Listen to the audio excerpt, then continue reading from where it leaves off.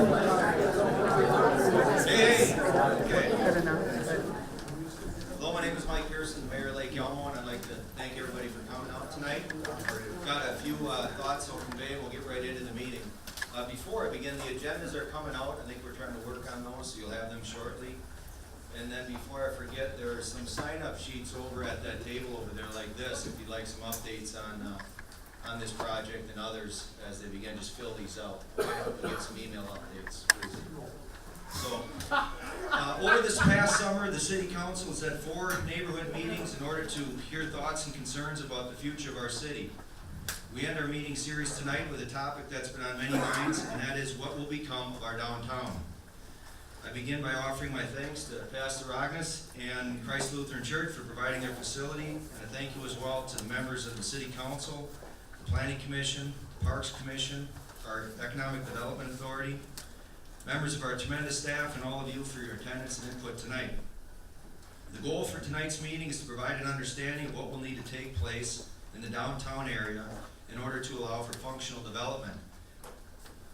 I use the word functional because before we start discussing what type of architecture we permitted and how expansive a central community gathering space we may have, we must first talk about some of the nitty-gritty issues. For the past 2 years, the city, in concert with Washington County, the Valley Branch Watershed, Damon Farber, Xcel Energy, Comcast, and affected residents, has been studying ways to affordably solve 2 age-old downtown issues: localized flooding and the provision of sewer in order to replace failing or non-compliant septic systems. These items were of paramount importance to the City Council. We know that many of you are living in wastewater limbo right now as your septic systems are either failing or are not in compliance. In fact, our presence in this very building is somewhat symbolic, as there's 2 holding tanks that need to be replaced with the new sewer. So tonight you'll hear practical solutions to both of these must-solve issues. We have some preliminary cost estimates that will allow many of you to plan for the financial aspects of this. In addition, the city has engaged in several stakeholder initiatives to determine how and what downtown will be from aesthetic and street point of view. Frank Tickner from Washington County is here tonight to talk about the 2015-2016 street reconstruction project and all that entails with creating an attractive streetscape and a functional transportation thoroughfare. Nick Johnson of our staff will provide you the results of our streetscape design. More importantly, to the downtown business owners whose income relies on convenience and access and will be concerned about what this will look like from a convenience standpoint, please understand that we are committed to minimizing this impact and providing solutions to reduce the disruption. The University of Minnesota Extension has been working with our business community to determine what kind of commerce we can attract downtown. You will hear an analysis tonight that is realistic and practical on what this downtown and community can support. A recent reputable study shows that it takes 1,500 homes in proximity to support 1 block of downtown business. We've given up a lot of retail to Woodbury and Stillwater. Tonight we will learn more of what we might and might not be able to recruit. We owe our friends at Washington County a debt of gratitude for moving Lake Elmo Avenue up in the queue for the reconstruction schedules from 2018 to 2015. They work with us for folks that are in the process of converting their private septic systems to sewer. With a letter of understanding, the residents that find themselves in a transitional period are afforded leeway from Washington County while we put our sewer system in place. I extend my appreciation to Commissioner Griesel, Wayne Sandberg, and Lowell Johnson from Washington County for truly partnering with us on this. Finally, we will end our night by talking about some of the intricacies of downtown, like burying utilities, where we should sidewalk, our commitment to tree preservation, ball fields, and a central gathering place. Tonight's plan is to offer you a short presentation that summarizes hundreds of hours of work, followed by brief questions and answer sessions to get the issues out on the table. We understand that each of these issues could be a workshop on their own, and we plan on holding follow-up workshops. So we know that we cannot get to every question, but we want to. So we have provided yellow comment cards, and please put a comment or a question on those. And if we're not able to get to it, we will get back to you, and you'll see these items come up in future workshops. Now, a word of caution, we're looking forward tonight. We're no longer encumbered by the Met Council. The sewer line is at 30th. We have some storefronts that need filling. We have much on our plate. We're looking out 50 years with this effort. I can assure you that everything you will hear tonight is the culmination of both new and old ideas. Tonight we will discuss what we can be, and most importantly, how we will pay for it together. We're focused and committed to our future while paying particular attention to how these changes will impact the pocketbook. So we're ready for 2.5 hours of summary that reflects several years of focused attention to this situation. I hope you'll appreciate the work everyone has done, and once again, feel free to ask any questions, of course, offer comments we need to know. So, thank you, and with that, we get to Jack Griffin, our city engineer, to talk about the nitty-gritty of downtown flooding. Jack?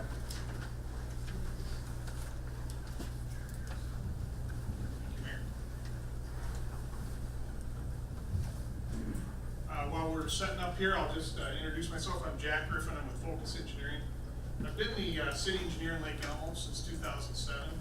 I was also with the firm of TKDA before that, who had been the city engineer for Lake Elmo for 30-some years, 40 years. So I have a lot of history of the city, and I know a lot of the infrastructure pretty well, and I've been around for a good part of the planning efforts.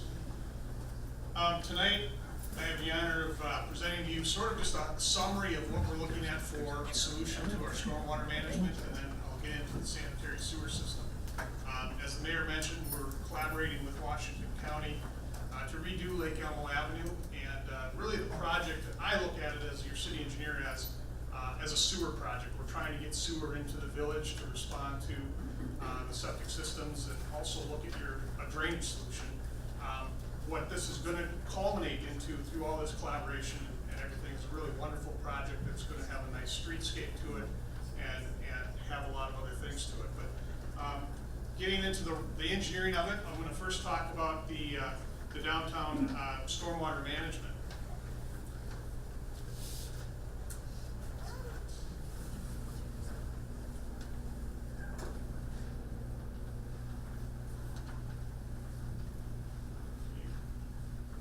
Help me figure that out.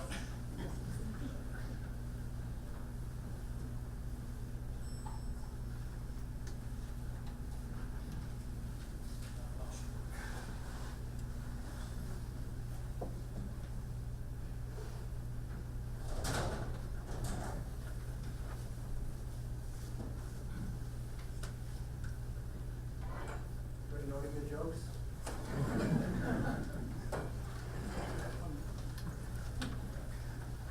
Not me, but you're welcome to the microphone. Okay. Absolutely.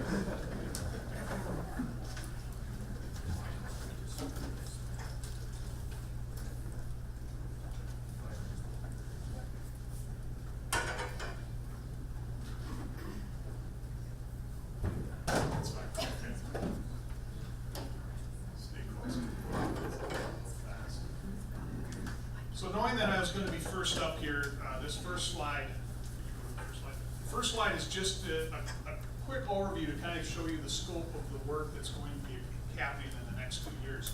So it's really, we're trying to bring sewer from the lift station in Reed Park. We'll be bringing gravity sewer along 30th Street, and then north on Lake Elmo Avenue, and then we're up into the downtown area, Lake Elmo Avenue with Laverne. And so that ends up being the streets that are going to be constructed. And with that, it gives us the opportunity to deal with the utilities and deal with the drainage in these areas.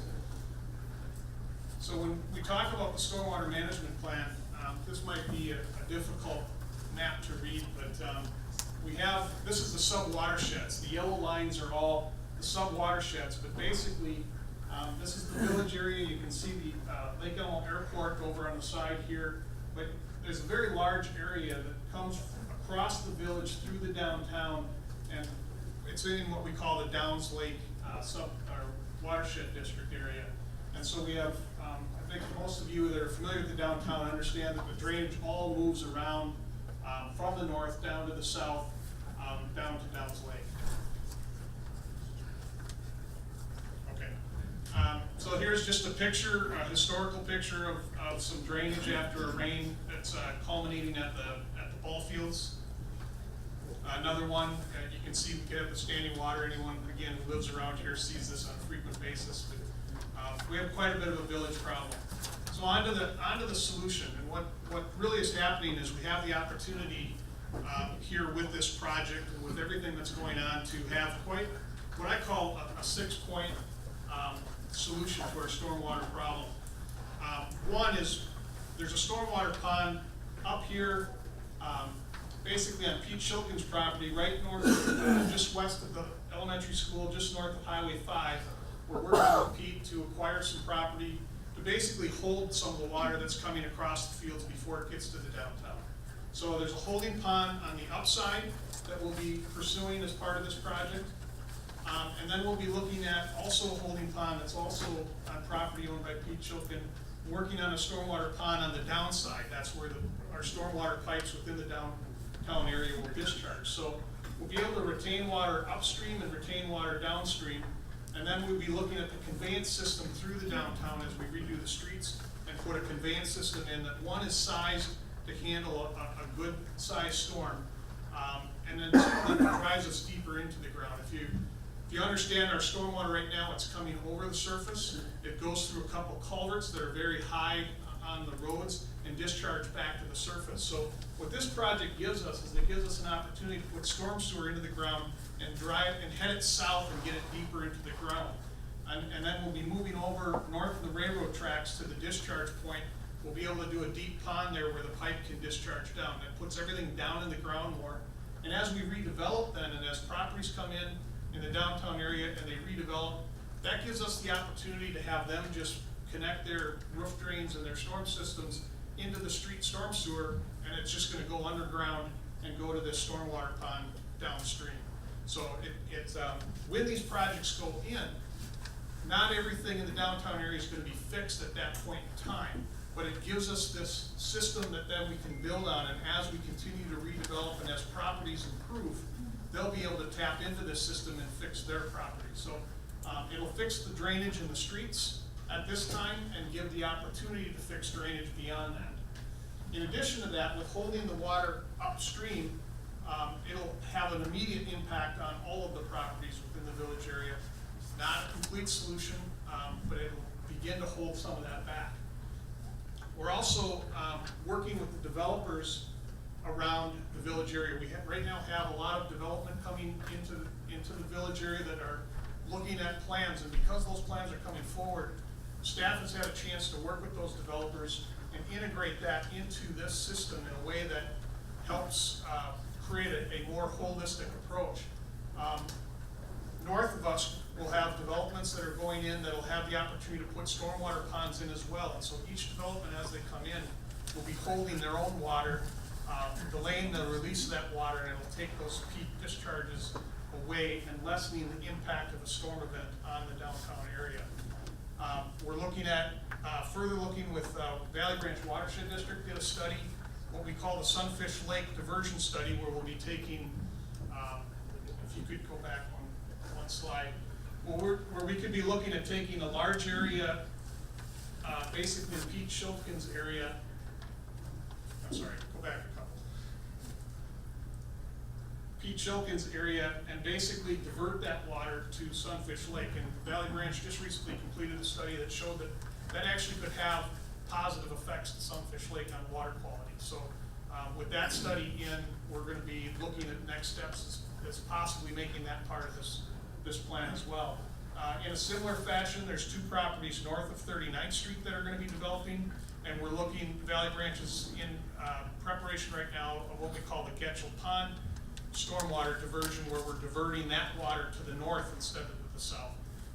And if that comes back in a similar way, in a positive way, that would give us another opportunity to divert water away from the downtown. So really at the north and the west, we're looking at holding the water back much more and or diverting it to lessen the impact that's getting into the downtown area. Once we're into the downtown area, we're gonna have a much more improved conveyance system to catch that water and move it out and discharge it to the downstream side of downtown. And then the last part of that is we have two developments over by the airport and just west of Manning Avenue that have also got plans before the city. And we're able to work with them because they're coming forward with their plans.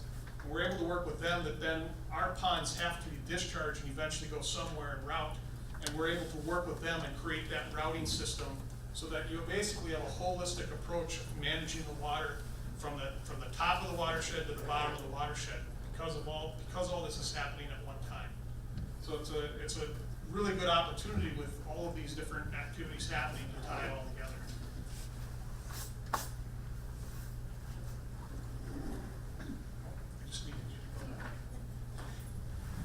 And then the last part of our downtown project is we do have a grant application with the Valley Ranch Watershed District prepared and submitted. That was submitted just last month in the amount of about $250,000. It is a very competitive grant, so we're not real sure how we'll fare. We'll know at the end of January whether we'll be successful in that grant, but it's basically a grant that is for stormwater improvements that are going above and beyond what's required just from permitting requirements when you do a project. And we're doing quite a bit of improvements that are going above and beyond what's required when you do a project like this. And this is just an example of the grants for basically tree trenches in the stormwater downtown area. One more time. And then this is just a rendering that was done by Damon Farber to kind of show this is Lake Elmo in here, and you can kind of see a little bit of what the downtown might look like, but into that streetscape is basically some trees and some tree trenches where the stormwater is going through impervious pavers and being used to basically water the trees. So then on to sanitary sewer and water main. I start this presentation out a little bit with basically the comp plan as it was in your plan in 2005. And what that comp plan showed was that Lake Elmo was going to provide municipal sanitary sewer to a corridor between I-94 and 10th, and then the old village area. So the block you see up on the top is your old village area.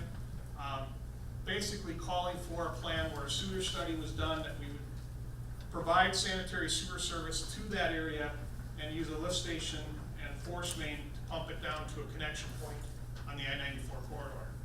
So that was sort of the beginning of this. This is a slide from 2007 that I had done on the presentation to the council. Basically, it was summarizing a 2004 report that was done by North American Wetlands. And this was sort of the alternative of should we be bringing sewer to the village area. And this was a study that said, let's try to do community septic systems and not do gravity systems. Basically, what this slide shows was the cost estimate to do those decentralized wastewater management in 2004 was $10.9 million. Now that doesn't count the collection cost, that was just the treatment facilities. So we're really comparing that to a $3 million project that we just did to get this force main and lift station up here. So quite a bit less to have the force main lift station than the constructed wetlands. That translated into, in 2007, I translated that, those costs had risen to about 12.8 million. And then you have systems that have to be replaced in about 20 to 25 years. So with that, and evaluating carefully again whether we were going to go make sure that gravity was the right decision. In 2010, we put in this project that had a $1 million state grant for that, so it came in just under $3 million to put force main up Lake Elmo Avenue and have the lift station in Reed Park. So that infrastructure is in the ground right now, and it has positioned ourselves to allow gravity service to begin to extend into the village area. Again, this is the improvement plan. This is the preliminary tentative schedule. I'm not sure what Frank's actually going to present here in a little while, but what we had talked about initially was a project in 2015 that would extend sewer from the lift station across 30th Street to Lake Elmo Avenue, north on Lake Elmo Avenue, across the tracks, east on Upper 33rd Street, and then up Lake Elmo Avenue. So if you can envision sewer going in all of those streets, you'd also be redoing the streets where the red line is shown. And then you'd have Laverne completely reconstructed and finished, and you'd come back in 2016 and you would construct the green line, which is the main street of your downtown, but you'd have the other streets constructed and completed in place to use for detour traffic. So it's part of the phasing. As the project evolves more and more, we'll probably get more detailed and we might look at some other options, but right now that was sort of a schedule that we've been working off of.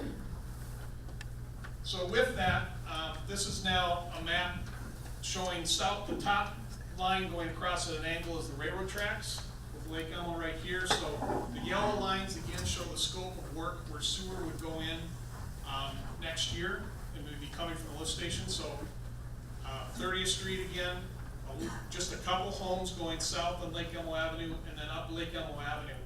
The blue lines represent the sewer plan of how anyone else in the village south of the tracks would get connected, but there's no time or schedule necessarily slated of when the blue lines will go in and service will be provided. In our capital improvement plan, we're showing those lines to happen in about 2018, but the formalized plan we haven't got to yet. We're really focused on getting the core main line in here, which then would allow those projects to happen at a separate time. So that's what would happen on the south side of the railroad tracks. And on the north side, this shows, again, the yellow lines are showing the sewer lines that would go in as part of this project. The blue lines, again, would be separate projects done someday in the future, but together they show the holistic sewer plan for the village area between Trunk Highway 5 and the railroad tracks. And what it shows you is it shows you sewer in Lake Elmo Avenue, 36th Street, Laverne, and Upper 33rd Street. And it shows you the Upper 33rd Street, the sewer going out and connecting to our Village East Trunk sewer line. So what happened here again is we were talking about bringing sewer across the railroad tracks. It was a very deep boring, so you're gonna have to jack the pipe underneath the railroad tracks. It was gonna be done in 30+ foot depths, which was gonna be an extremely expensive piece. The fact that our Village Trunk sewer line is being constructed as we speak and going in this year, it gave us the opportunity to bring our connection point out there and eliminate this cost for the crossing. So as more and more projects are happening all together, we're able to leverage them together and get our system more and more efficient. So then, what I thought I would share with you real quick, this is a presentation that was done in 2007, and I still had it on, but it graphically shows how the sewer system works in the village. So Kyle, if you could just be ready to toggle. So basically it shows, with the lift station, the developers can begin to build this village, what I call Village East Trunk line, which is out there for the new developments.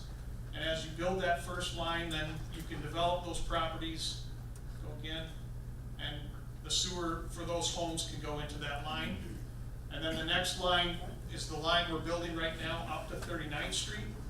That's under construction, and then you can develop that property, and they can go to the gravity sewer there. And then the north part can go into the 39th Street sewer. So that's how the East Trunk line works. And then there's the separate line that we're talking about for this project. That actually is connecting straight along the railroad tracks at this point, but that's the sewer line that would serve the area between 5 and tracks. And then the line that we'd be putting in on 30th Street and Lake Elmo Avenue would be able to provide sewer service to those homes. So it's kind of a nice little system. It's been a system we've had designed since 2007, and there's been iterations shifting it back and forth, some more costly than others. This was the more economical one that was laid out many, many years ago. We started moving toward a more expensive system as development wasn't happening, and we were feeling the need to bring the sewer into the village with a more robust trunk line up north into the village. But with everything happening, with the development occurring around us and this east line going in, we've been able to pull that back up, and it's gone back to a much cheaper system. It's probably cutting $400,000 to $600,000 off the entire system by being able to do this in the fashion that we are.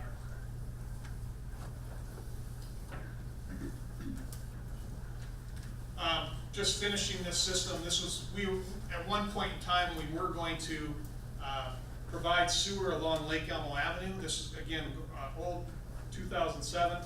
Instead, we have a force main here, but we do have a plan in place, and that's this plan. If those residents ever need sewer, we do have a plan, kind of click forward, of a second lift station and gravity lines running to that. So we do have a plan in place. Even though we went by them with a force main, we can come back and provide sewer there if we ever need be. They are outside the sewer service area, so we wouldn't do that unless that was a petition from the residents and something they wanted to. We just wanted to make sure we're able to respond to that if we needed to. And then the last thing, it wasn't really on the agenda, but water main is also a part of this project. It gives us the opportunity to upgrade our water main system. So as we're tearing up those roads, we have a lot of water main breaks in the city right now. In the 1960s, the pipe was gone in and it just hasn't been holding up. It also gives us the opportunity to put a 16-inch line up. That's the red line you see, and that line has, we just recently did a hydraulic study on the water system and determined by getting this project in and upsizing that water main, we can eliminate the need for a future water tower in the downtown area. Our comp plan has always had this water tower that's there being replaced someday, and we would have to find a site for that, and we've come with a solution. It's a $2.1 million water tower in our capital improvement plan that we're just not gonna need based on some system design and system improvements we've done with the developments that have come forward and upsizing the pipes as we have. And with that, I conclude my presentations. Right, yes, sir. You spoke about the possibility that futuristically there could be an opportunity for those who live south along the lake to get the sewer hooked up. What year would that come on? So, because you're not in the sewer service area, the city doesn't schedule something like that. So we don't proactively say we're gonna do it in this year. But if people started experiencing septic system problems and that was the only solution, and residents came to the city and started saying we want it, and that we could look into that and then figure out if that's the right solution, and if so, when could we schedule that. But it would be the property owners typically coming to the city and saying, this is a desired improvement, and then the city would work with you to figure those things out. But as we do the master planning, we certainly look at our systems and make sure that we have an opportunity to reach out to some of these systems. Hamlet on Sunfish Lake has a failing system that they're wanting to connect. So while we're limiting our sewer planning to the area that's in the designated sewer area, we certainly have the ability to reach out and help other sewer areas if it works out. Two quick questions. What is the rate and volume rule we're working on with the Valley Branch Watershed District right now? That's the first question. The rate and volume. Rate and volume for. The rate and volume rule is the question. What is the rate and volume rule that we're working on? And we got John Hanson in here if you want to maybe answer that question more specifically. Or I will say while he's coming to the front, that the project that we have, we've looked at both the rate and volume control that we're required to meet as part of this project, and the improvements we're putting forward far exceed what that is, because we're really more concerned about managing the flooding of the water and fixing it, putting in a long-term solution. I'm John Hanson. I'm an engineer with Valley Branch Watershed District, and the Watershed District's stormwater management rule is no increase in the peak discharge rate for the 2-year, 10-year, and 100-year event. So it's pretty technical, but you can't increase the speed at which water leaves your site for kind of a more typical event and there's more extreme events. And we also have a rule regarding volume where you need to infiltrate basically 1.1 inches times the impervious area that you have. Did that answer your question? So what happened to the 1% rule? That was never a Valley Branch Watershed District rule. And my other question is, all your maps did not show inclusion of the south side of 30th Street or Legion Avenue as part of the sewer study, right? It's part of the stormwater. No, sewer. Oh, it didn't show what? The south side of 30th Street and Legion Avenue, opposite Green Park, as being part of the sewer area. Are those going to be connected? The south side of 30th Street is, we're putting the sewer in 30th Street, so those properties will connect.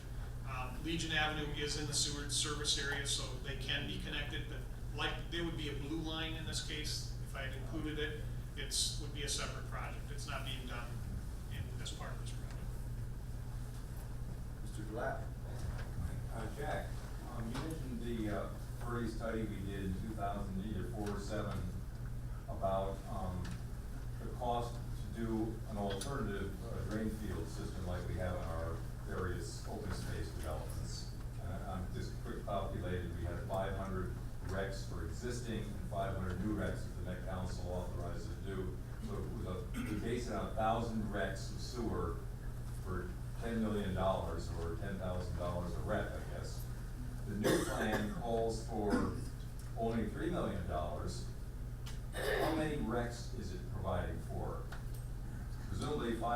existing, how many new recs? I don't have the recs right offhand, I go back to the comp planning document of, My calculation says that if you build it all out, including the 10 units per acre for the 100 acres north of the railroad tracks, you get over 2,000. Is that what it's designed for? What will it accommodate? I don't have those numbers right offhand, what the So we capacity design is. don't know what the $3 million will provide for in terms of recs. Jack, What- I can jump in, Jack. If you can hear me, please, just to respond to Mr. Glass' question. The plan calls for, or is planning for between 900 to 1,100 new housing units or rec units, in addition to 200 housing units that are existing in the downtown, plus any commercial users or others that connect that system. So as Jack plans for that system, he is taking into account, any additional users that could hook up onto that system over time, including those commercial users and any users beyond that. For instance, the city has a plan to connect sewer over to Prairie on Hamlet or? Hamlet, yeah. So that's part of the plan, is incorporating some of the possibility to connect into those. But again, that's more design, not what's in the comp plan. So in the comp plan, there is kind of a set range of units that were allowed or would be allowed in that downtown, and the city has been following that as plans have come forward. We have one back here. Yeah, the flooding issue, is the timeline for that basically centered around the reconstruction of Laverne Avenue, the regrading and everything? Because I live right in the Twin Lakes between, I live across the street from Lions Park, so it's the Twin Lakes area right now. And I'm wondering about the improvement of that problem, timeline. Question is, how soon will the flooding improvements come? Is that what you? Yes, the flooding. Well, the project's going to be phased over 2 years, 2015 and 2016. I'm not sure what the final phasing of the project will be, but tentatively Laverne was to be scheduled in 2015. So if that is the case, the storm sewer would go in place with that project. So by the end of the construction year, that storm sewer would be in place with the stormwater pond that is receiving that flow. Sir? For those homes north of 30th on Lake Elmo, do you have a time estimate, and do you have any ballpark on what it's gonna cost for the sewer? For north of 30th Street? Right. And are you part of the project or not Part of the project on Lake Elmo. Part, well, we have very rough costs at this point. We've got pretty good costs of what the total cost would be. The next exercise that we're really working on in the city is an assessment policy for this project, so we haven't got it structured yet. We're dealing with a lot of commercial properties, residential properties, but our estimate of cost for the sewer improvements is about $980,000. And we're looking like we have over 100 properties that are benefiting from that or participating in that. So it's gonna be less than a $10,000 assessment for the sewer. And the timing? And the timing is whatever within the next 2 years. 2 years. Right. Does not include the SAC. Does not include the connection charges and SAC charges, but that's the assessment. Here and then goes. You have shoulders that are marked up, you're showing, you have ponds on the plan. You can give that, We've been talking with Keith all along as part of this. We haven't talked to you about it anymore. Nothing locked up. I didn't say anything was locked up. No. We agree with that. no, I'm just saying, you guys better And that's with every project. Every project, you have to have your ideas, you have to have your strategies, and then you have to pursue them, and so that's. Do we have a backup? I think we have a backup in the fact that we have a 6-point plan here, and so not every one of them has to happen. And like I said, we're providing provisions much greater than what the project is required. So it doesn't have to happen for the project to happen. But we're trying to find the best overall solution for the long term, the one that other projects can build into, the ones that allow redevelopment to happen in the downtown in a way that's very efficient. So that's why we're pursuing this plan. Mayor Dunn, did you have a question? Yes, I did. First, I thank you very much for coming. I've been trying to get everybody together for a long time. I've always been concerned about the total cost in general. And also the unintended costs that people might not be aware of, like they have to decommission their own systems at their own cost, and the lines they have to run in, and the extra costs of, like you said, you're gonna be redoing streets and the water mains and other things. So I think it's really important when you're doing your cost estimates to try to put the total package together, so people who are gonna be coming forth have the total numbers possible. And I know each parcel is a little different configuration, and the number, the peak zone are different, but I think it's really important, especially for the old village. Another thing I think is awfully important is the densities that you're talking about have changed dramatically from the 300 to 600 to 12,000 to 1,600 new residences in the old village area. So I think that we really need a good discussion on densities. Thank you. Well, I don't know that that's necessarily true. There's 934 units previous council. It seems like it's coming in between 9 and 1,000, so I don't know what numbers we're referring to. But Well, part of the numbers helps pay for some of these costs that we're Yeah. talking about. So Definitely. further discussions are gonna occur, absolutely. This is just one of them. Just a really quick point, it's from your Moody's documentation, says 1,600 new residences in the old village. So it's a documentation you get through bonding, is where those numbers came from. So I just need a clarification. Okay. Thank you. Thank you. We'll get that on card. Right here in the midst. I know that it's very preliminary, the study of drainage in Sunfish Lake, but is there, going to be any volume control if you go forward with a plan like that? Will there be volume control in Sunfish Lake, is the question, if that's, positive. The study looked at diverting the area that's west of Lake Elmo Avenue and north of Highway 5 into Sunfish Lake. And the study determined that while there's probably a positive water quality benefit on Sunfish Lake, it would raise the water levels in Sunfish Lake. So we're in discussions with the city and the county and then the developer of that area to determine how to go about doing that. You gotta put more decibels in that microphone. We can't hear you. Sorry. So we did a study, we determined that the water quality benefit is positive probably for Sunfish Lake, but it would raise the water levels of Sunfish Lake. So we're working with the city, the county, and the developers to determine what they might like to do, and then we would definitely be talking with residents around Sunfish Lake and have a discussion with them, finding out what would be allowable from their perspective. What kind of, how high are you talking about? Depending on how much area you divert, it could be between 2 and 8 feet for an extreme event.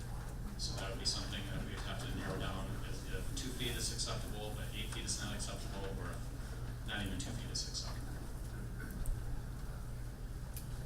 Okay. All right, well, no further question I have, we'll move on to, Frank Tickner, take it to the streets, Lake Elmo Avenue, street construction. Thanks, John. Tickner.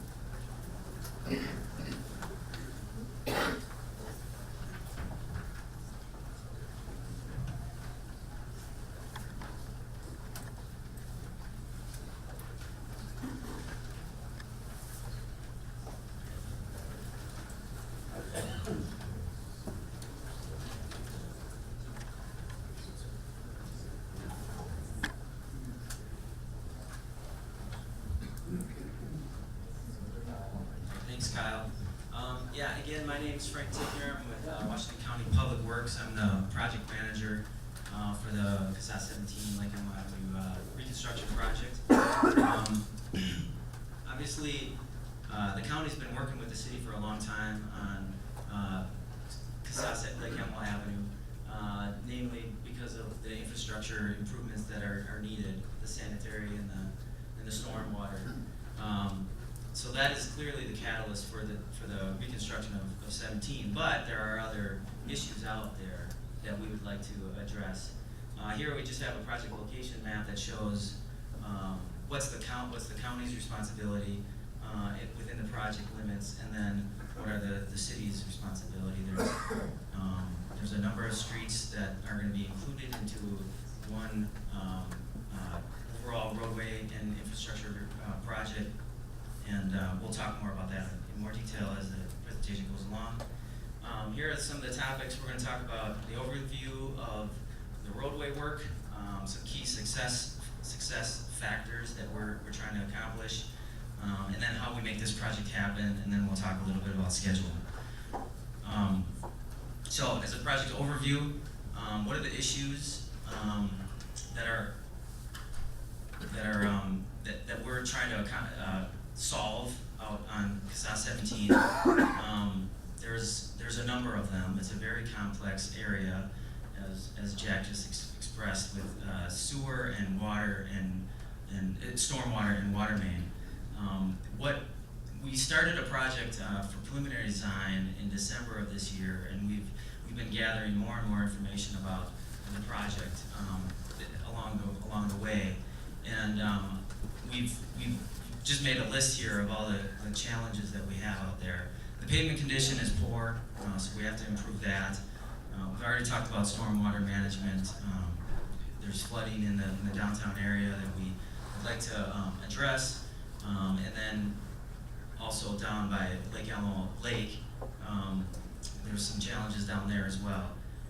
Parking is a big problem in the downtown area. There just doesn't seem to be enough of it. So what can we do to at least maintain what's out there today, and potentially increase the parking availability? Accessibility for pedestrians. There is some sidewalks and walkways along the downtown area, but there are many gaps, and a lot of them are in disrepair and need to be improved. We've already discussed at length the city utilities that need to be improved in this region. So again, those are the catalysts for the project, but there's a lot more to be worked on. Aesthetics. A few years back, the city did a visioning study on what downtown could look like. What would attract businesses? What would increase the visual overall look and feel of the downtown area? What does that like to look like? So we took that as the basis for what we were trying to accomplish with this project, and we developed that a little bit further. Vacant storefronts, again, all these issues mean that it's difficult for businesses. It's potentially difficult for businesses to succeed in the downtown area. So if the concept is, if we improve all these conditions, then it's a more viable area for businesses.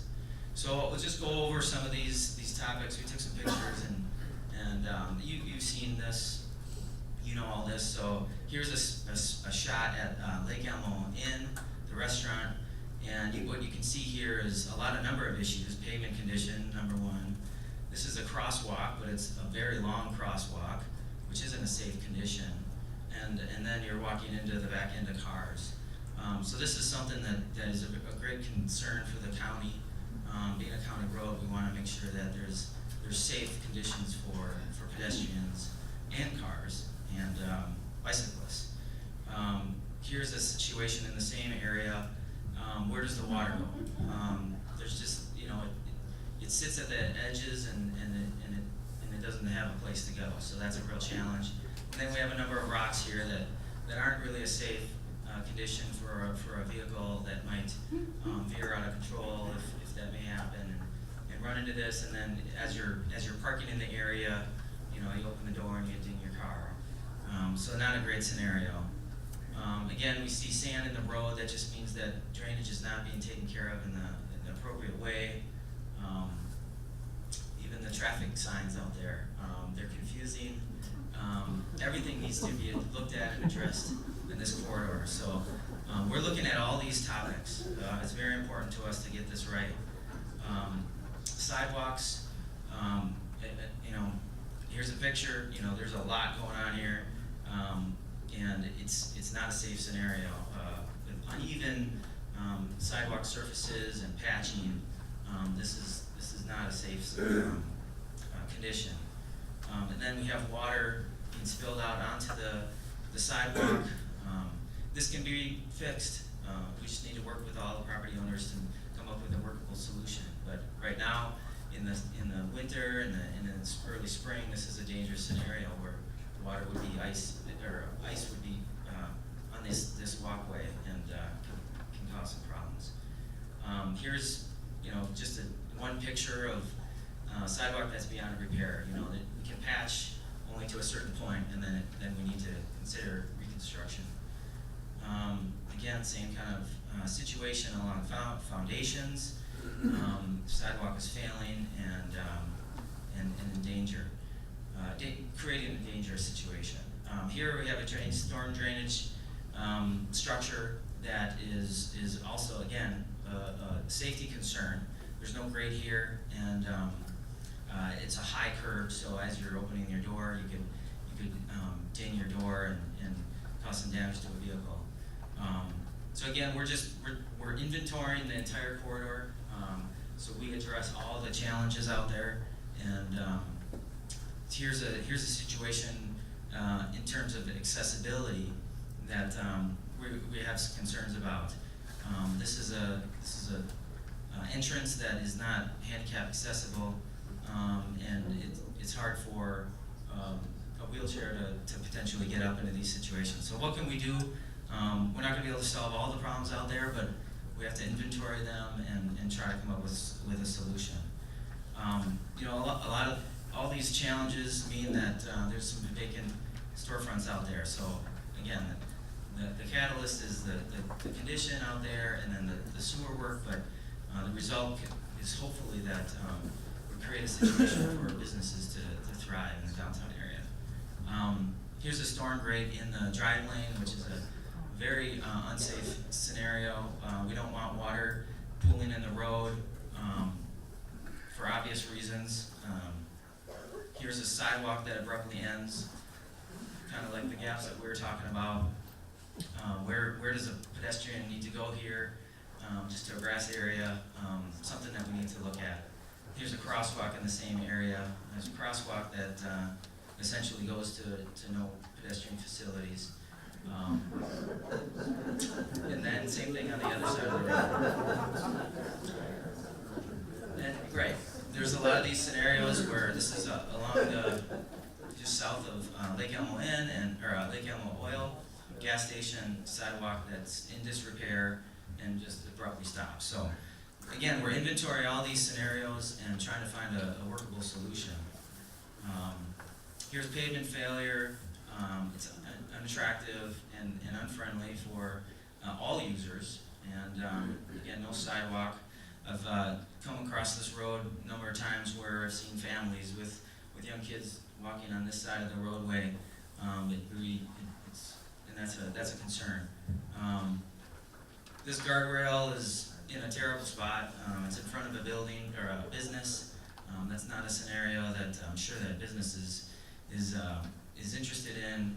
This is the drainage facility here, and certainly needs repair. That culvert underneath that road is very shallow, it's directly under the roadway. So what can we do to repair that? So there's a number of storm drainage issues, obviously, that are related to the road, not just the overall regional drainage, but just related to the road. CASA 17. Low spots in the yard that don't allow water to get to where it needs to go. So that's the localized flooding that we've been talking about. Here we have some utility poles. So even utility poles in the area. All the private utilities, XL and Comcast and fiber, we need to address all the concerns that are with this kind of scenario. This is not safe. I mean, this is a power pole in the road, in the shoulder, but it's an unsafe scenario. So what can we do? Another storm drain with a wood apron, which is a safety concern. And then, businesses are struggling again because of a lot of these challenges. Here's a space that doesn't seem to be defined. Is this a parking area? Is this a street? Is it an alley? Is it private property? Maybe during this, as part of this project, we can come to a consensus and find a good use for this space. Again, building's not accessible, not necessarily, we can't fix all these these challenges, we can't, get the road up to meet the front door elevation, but what we can do is improve the sidewalk to it, provide ped ramps and a way for some folks to come up and down the sidewalk in a safe manner. Again, same kind of situation in front of the post office. You can see as we move forward here, that's a very tight sidewalk space. How can a wheelchair potentially use that facility? Another storm drain that goes under the railroad in disrepair. And these are things that you guys see all the time. This isn't a surprise to you, but again, we have to inventory all this as we're moving forward and studying the road and finding a way to fix some of these things. Here again, south of the railroad tracks, the sidewalk ends, and then you spill out into the shoulder if you want to continue on foot or on a bicycle. You have to go onto the shoulders. And then again, no sidewalk facilities south of that area. So, what other issues are influencing Lake Elmo right now? The current county population is about 240,000. By 2030, forecasts show that the county will receive an additional 120,000 new residents. That's obviously not in Lake Elmo, but the whole county is taking their share of the growth in the region. That's going to equate to the construction of over 51,000 new households. So what we see there is new population coming in. The existing population is aging. So here we have a demographic shift. And there are generational differences between wants and needs of those two generations. And what we see in other communities with this same scenario is that the future families want to drive less. They want to be in their car less. They want to have facilities to walk and for recreation. So we're seeing that countywide, and we expect that here in Lake Elmo to a certain extent as well. So what does this mean? Improvements are needed. Now's the time to do it. And the county is familiar with these types of projects. We do them all over the county, and now's the time to solve these infrastructure issues. We have a great partner in the city of Lake Elmo. We've been working with them diligently for the last year to prepare this, and Mayor Pearson's right. This is right now is a culmination of many hours of hard work. We do see this as an opportunity to proactively develop solutions. We want to engage residents and businesses and policymakers. We have been doing that, and we will continue to do that. We'll talk about a schedule a little bit about what's upcoming.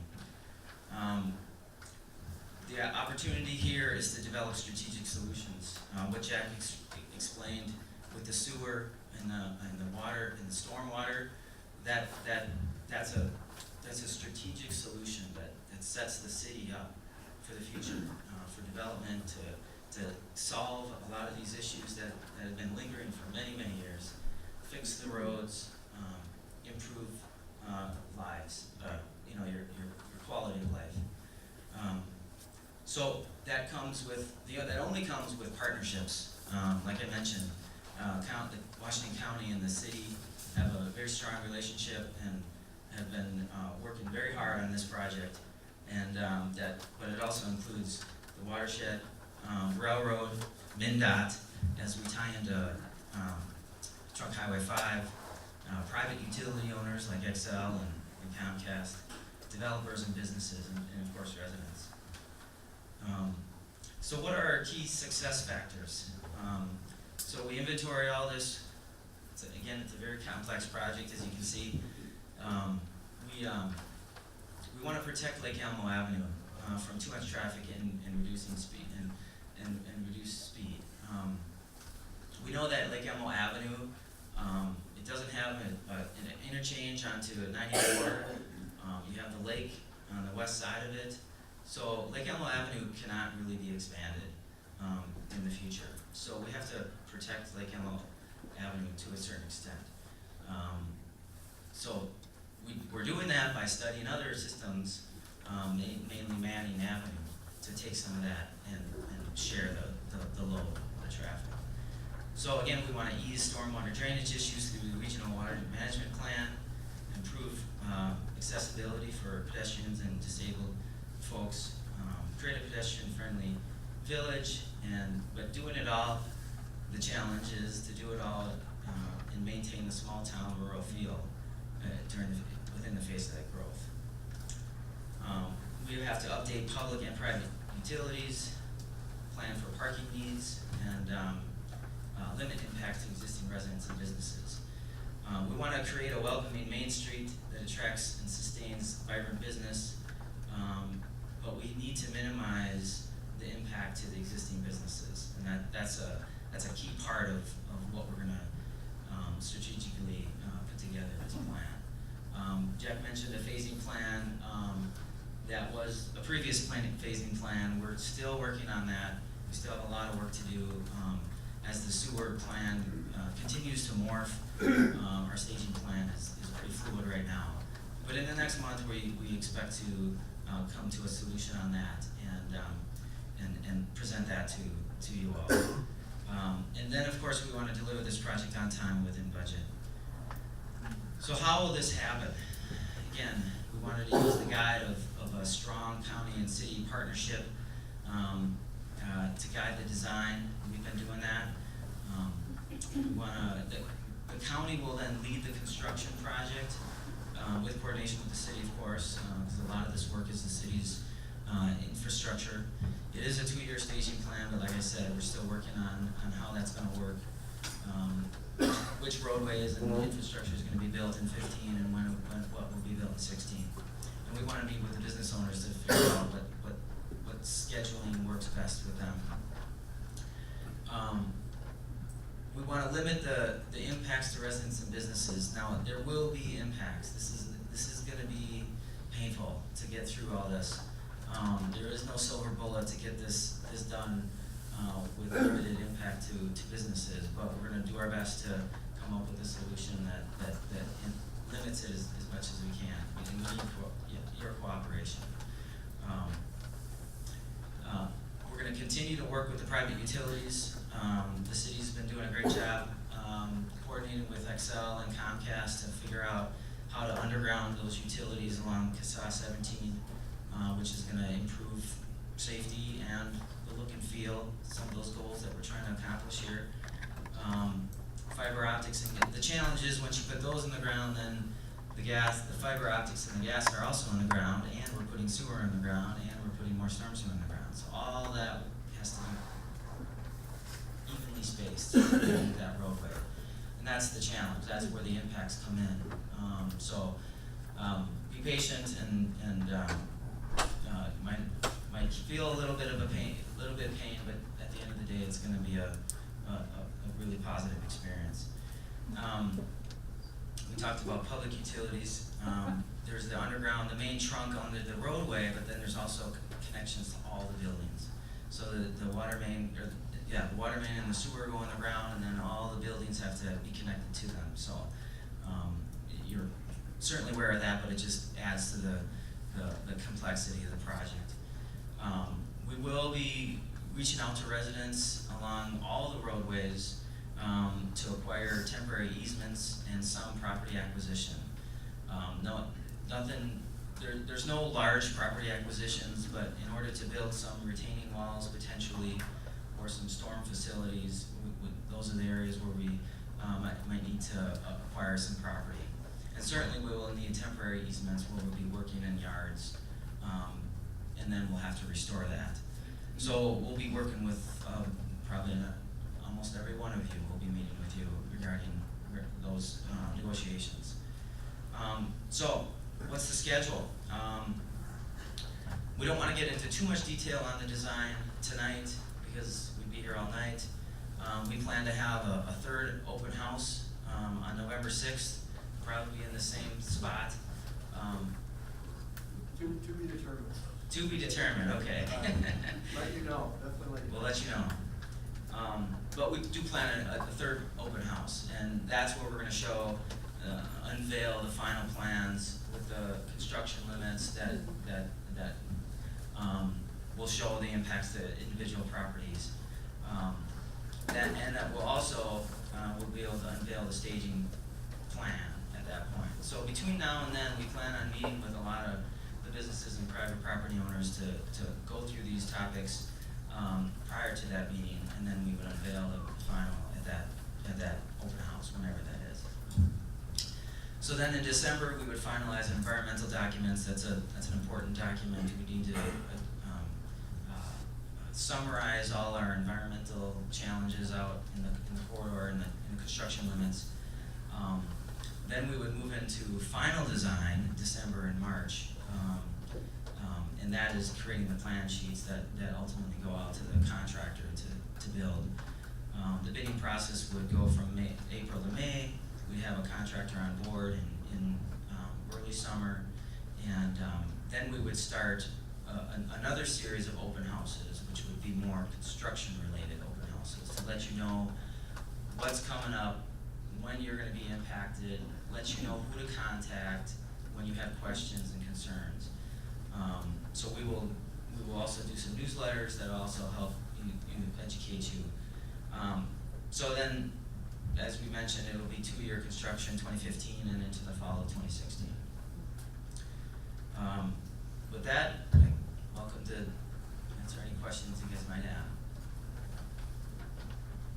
How do we put a dollar amount on all of these pictures we were looking at here with sidewalks and so on and so forth going through the village here? When we're just kind of looking at all of this stuff and scratching our heads and we're saying all this stuff needs to be fixed. How do we put a dollar amount on it when we don't even have any estimates or you know, looking forward? And how are all these costs being calculated to have a fixed budget so we don't have an overrun? Well, part of our design includes estimating. So we have an estimate for CASA 17, Lake Elmo Avenue, and that's $2.5 million to repair the roadway. Now the county roads, we don't assess for that work, so that was. How much of the businesses are going to be required to pitch in on that dollar amount, if any? None. None at all. For the road. For the road work. Well, that's what I'm saying, for the sidewalks and curbs and handicap accessibilities into these businesses, so on and so forth, are they gonna incur costs for that? If businesses are interested in working on their handicap accessibility, we can certainly talk with them about including some work in the project. I mean, a lot of that is. But we can't solve all the. A lot of that's mandatory, isn't it, under certain codes, or you have to have, you know, as far as life safety goes, these businesses have to bring their businesses up to compliance safety-wise. Correct. So there's gonna be a cost to these people, and I'm sure they'll be made aware of it, right? Correct. There's a lot of different options, amenities, and we're studying them all and going to try to express the thoughts or the costs as much as we possibly can. You're right, it's definitely something we're considering. I have one last question, I guess it really concerns me more than anything. And there's a prime example on what I wanna touch on. All of this construction gonna happen here, with all these roads being tore up, you know, accommodate sewer, water, et cetera, et cetera. Who's gonna be managing the construction part of it to make sure that the accessibility of all the residents can get in and out? A prime example is right over by the bank over here. They've had that tore up most of the summer and it's a complete mud hole and nothing ever gets any better. And there's a D8 cat sitting right there all the time with nobody getting on it to back grade the road occasionally once a day so the residents can get through there to the businesses. Are we gonna have the same situation when we tear up the rest of these roads? Well, we certainly hope we don't have that situation. I mean, who's It's- managing that project over there? That's Jack, focus engineering for the most part. I've heard, I understand what you're saying, I know that's a big deal, and I kinda look at it as an example. Life safety at times over there, I don't think a fire truck could have got through over there, they need to got in there. You're right, I mean, it's a pretty big footprint they're doing over there, and I just heard from a property owner, a business owner today saying that they're very attentive to him. I saw another email today with a different, perception of what's going on, and I do look at it almost as a case study, and unfortunate as it is, we need to learn from that as this project goes, the very reasons you mentioned, so it's not lost on us. And I know Chad is your guy, he's there, I won't mention their name, but I mean, he's there frequently and talking to him, explaining it, but I get your Don't get any concern. better though. I hear you, I mean, it's a huge project, and I'm not sure the specifics of it. It's only about 6 blocks No, long. but they're putting the sewer in, the water's. Understand what's going on here. Okay. It's a good concern. Thank you for sharing that with us. Appreciate that. Yeah, you were next here. I was here a few months ago in the same room when the county did an open house on this subject, and I believe you were here then. I was told at that time that the county would be taking down all large trees south of Highway 5 on Lake Elmo Avenue, even those that were on private property abutting the new improved road. Is that still true? Trees, because trees are a challenge with a project like this, because of the deep sewer and water and all the utilities that are going on. And as we dig up the road, a lot of times we damage roots. So there's that situation where if we're not taking the tree, we could be damaging roots. Or if we're willing to include a sidewalk, we may be taking a sidewalk, a tree as well. But we're trying to save trees. We certainly don't want to take trees. We don't take trees if we don't need to. I have 3 large trees at the front of our property that butt up to Lake Elmo Avenue, and I was told those would be taken down as part of the project, even though they're not in the right of way, they're in my yard on my property. If you take those trees down, I think that destroys the character of our old main street there. It's a pretty unique main street. It's not like Woodbury or Oakdale where you don't really have a whole downtown 800-year-old trees there. Yeah, and I don't wanna dive into too many details on specific properties right now, but we are that's part of what we're gonna be communicating with folks over the next month, and in preparation for that next open house is what are the impacts to individual property owners and trees are a big part of that. So the county is planning on putting in 8-foot wide bicycle lane running down Lake Elmo Avenue, is that the plan? Yeah, in the downtown area, there's sidewalks on both sides, and then south of in the same scenario, south of the railroad tracks as well. Or how far? How far? Down to 30th Street. 30th is the limits of the project. And what are you gonna do with that? You're gonna get inside?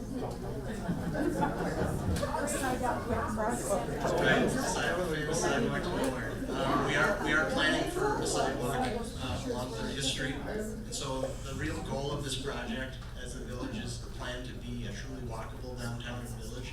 That's been the long-standing vision since as I've ever been around this community, and everybody who's been here for a long time has always envisioned the village as a walkable community. And so one of the things that we're planning for is a sidewalk along 30th Street. All of the newly developing roads also all have trails and sidewalks on them as well in the eastern part of the village. 39th Street was just talked about by that gentleman. That's another facility that is getting streets and sidewalk.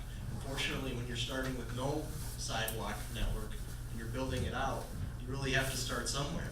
You can't flip a switch and all of a sudden you have a walkable area. So it really does take that project by project, piece by piece approach in order to get to that walkable area. I think she might have a follow-up question to Yeah, that. we got a survey on 30th, and I went around to my neighbors, because I'm new in this area, and I got away from Ramsey County with sidewalks and shoveling. You know, who's gonna take care of that? So the survey, I went around and asked neighbors about it, and they all said no sidewalk. And here you're telling me now that we're gonna have a sidewalk on 30th? Right, we are planning for a sidewalk on 30th. So that survey didn't mean anything when we said no as homeowners, correct? I do have that survey for you. I'd be happy to talk to you after you get your contact information. The result of that survey thus far. So you're telling me that that survey meant nothing? No, the result of that survey thus far has indicated that almost 70% of the people who are surveyed are in favor. Who did you give that survey to? Who did you give that survey to?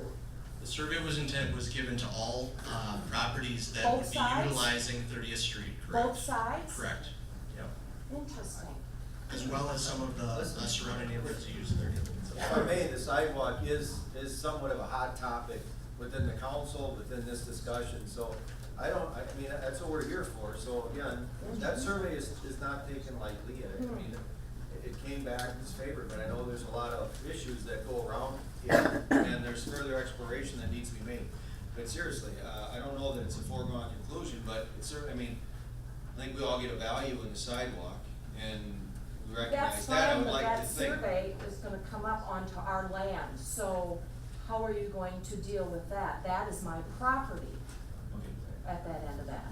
I Maybe understand. that's something I need to address in another time. Well, I'd be It's happy. very frustrating that survey meant nothing. Well, it came back, I was very curious about that survey, to be honest with you, I'm on 30th, and it did come back favorable, I don't know what to say other than that.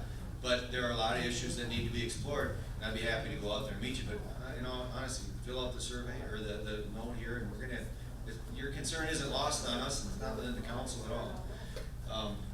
Go ahead, please. So I'm also probably one of the newest members to the community, and I've come from out of state. I originally lived in Woodbury, or actually in Woodbury, there's not really many sidewalks, the pathways that move through. And I came from out of state, I came from California, where there's sidewalks everywhere. So I agree with her, like, who's gonna end up doing the shoveling? I mean, so again, would be owned by the city or the county, but then residents are responsible for maintenance of that, if that's the same as it is in other states. So, I have concerns here, I mean, I do support improvement, but we do like the charm of Lake Elmo, that's why I moved here. I have one of the large trees on my property, and that's a charm not just from the residents here, but from people I work with here, that when they are finding out, that those trees have the potential of being removed, people who do not live in the city are upset about it, so, we need to think about it. And from the pictures that I saw, I was not able to attend before, it doesn't seem to make sense because it looks like you're taking out the large trees and then replacing them with other trees. So I know we'll address it later, potentially, but I just wanted to make a point that, sidewalks, I agree in the downtown area, but the downtown area businesses aren't necessarily for high foot traffic area. Have you guys looked at best studies of other downtowns across the country that have gone through this type of regeneration? I have come from an area where there's 3 communities that have done that. One successful, a couple maybe not so successful, but it had destroyed the downtown charm. It became more of a strip mall type of look. So have you looked at other studies to add into the equation? And I apologize that since I'm the last one probably to the party here, maybe you've already taken that into consideration, I may have missed it. No apologies necessary here tonight, that's rule number one. We have done lots of other research about other downtown areas. In fact, our town staff has actually gone through this process very recently with 2 other communities in the East Metro, Lindstrom, Forest Lake, are 2 similar projects. Afton is something they're also working on. On the tree and the sidewalk issue, I know that not everyone is gonna be in favor of sidewalks. I'm aware that everyone is very concerned about tree loss. Staff does not take that lightly at all. We are fully aware that mature trees are what gives this area the character. And as we're going through on preliminary and final design, trying to save as many of those mature trees is a critical component of things that we look at when determining the construction limits.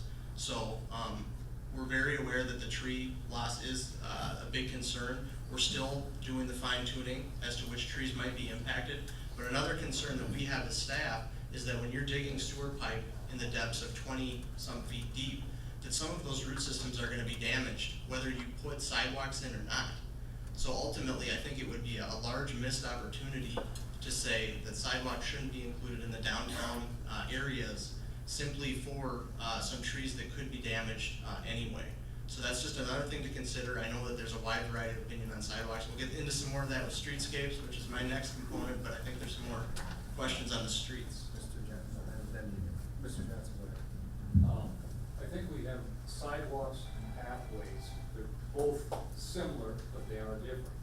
Oftentimes sidewalks are owner responsibility. The people in front of the street or where the sidewalk goes to pays for them, maintains it, and that's a sidewalk. Oftentimes in other communities, a pathway is maintained and followed by the city. Usually it's blacktop. Oftentimes a pathway will be right at the edge of the road where a sidewalk oftentimes is in many cities. There's a boulevard in between. I think we gotta be careful of, downtown, some, probably sidewalks. But south of the tracks, I'm not sure that from nothing, we need to have a pathway on one side and a sidewalk on the other side. I don't think there's foot traffic, but maybe just a pathway. Or maybe just a sidewalk, but the need for both, I think we really gotta look at that. 30th Street, there's going to be some real problems as we develop our pathways and sidewalks. You're bringing all that traffic down to 30th and Lake Elmo. There's no place to go. They can go back up 30th, but you start going down along the lake, which is everybody's dream, you run out of road, you run out of room. They're gonna build big retaining walls along the lake? Maybe not. So if we funnel all the kids and all the traffic to that intersection, you gotta look at that. The mayor and I talked a little bit about this pathway from the new development and maybe take them up through the park pathway system and develop that. But to stick them down on probably the third most dangerous intersection in Lake Elmo and no place to go and dump them there, because they're naturally gonna wanna go towards the lake, where there's no facility at the lake or on Lake Elmo Avenue. Might not be the right thing to do. Thank you, Steve. How wide will Lake Elmo Avenue be from where you're talking about down to 30th Street? And with that said, are you gonna be putting in bump outs so you can slow the traffic down? Or are we gonna have more control on the road? So south of the railroad tracks, Yes. we would still maintain two 12-foot lanes either With the direction. sidewalk. And then a shoulder. And then you're taking more room with the sidewalk. And right now, the existing shoulders are very wide. So we would have a more narrow shoulder, which would allow some room for trails or sidewalks. The reason I'm asking is because the city of Bloomington has spent millions of dollars taking their streets and trying to pull them back in to slow the traffic down. Right. I live on Lake Elmo Avenue, and nobody goes 30. That's not true. Well, Close residents do. I'll take that back. People that live on Lake Elmo go 30 to slow the traffic down. And We I do know I'm plan the on number doing one bump person outs in Lake Elmo, in 'cause the I get down downtown all the area. time. We do plan on doing bump outs in the downtown area, north of the railroad tracks, but So are you taking all that parking away from the Elmo Inn then? we're not taking it all away. There's gonna be Are a you few. gonna acquire land then for more parking? Because that's where the issue is. Well, yeah, I'll get into some more of that tonight. One of the ideas that the city is currently looking at in terms of kind of improving the parking situation is we do have that city park property that's fairly underutilized right now, just at the northwest corner of Upper 33rd and Laverne. And so we're looking at that as a potential for a municipal parking lot that would kind of help some of the additional parking need. But in terms of the bump outs, I'm glad you brought that up, Wendy, because you're kind of helping making my argument for me here in my next presentation. But we are including bump outs in several areas in the downtown stretch of Main Street, and you couldn't be more right that does help calm traffic, because it does narrow up the road in certain segments. And not only that, but it's a safer situation for pedestrians, because it's a much It's a much smaller segment or a smaller distance for a pedestrian to cross the street. I don't know how you guys feel when you're walking around Lake Elmo Avenue, but oftentimes I'm kind of unsure of where to go, that the crossing locations aren't very properly designated. It's kind of a free-for-all right now. So with some of these bump outs, with some designated crosswalks, hopefully that situation can certainly be improved for the pedestrian. So the bump outs could be by the trees so they don't have to get cut. Thank you. Not a bad idea. I like that. Any further questions on this topic? Because we're gonna go to street design next, so if it's. Thank you. Yeah, absolutely. Mr. I Gillette. want to get apples and oranges thing. Somebody mentioned about the sidewalks and a survey they had taken themselves versus a survey the city took. One was like unanimous not to have it.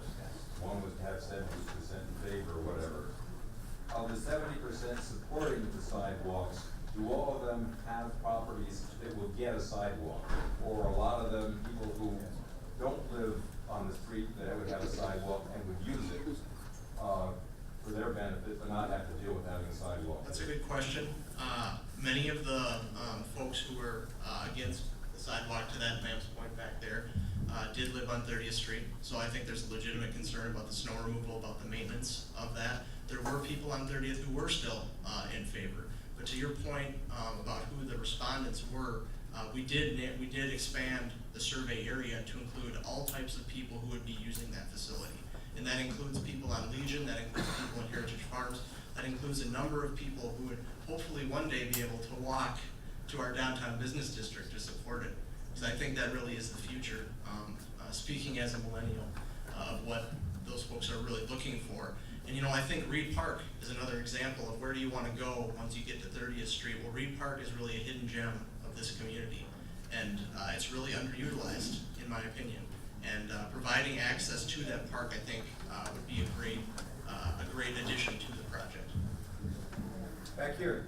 Hi, I also live on Lake Elmo Avenue. I have one of the properties that's gonna lose an over 100-year-old tree to the sidewalk, as well as another tree. The tree provides shade to my house. Our block has 3 houses in Lake Elmo repair. I don't know what a sidewalk in front of those properties would lead to other than Highway 5. I don't see the benefit of having a sidewalk there.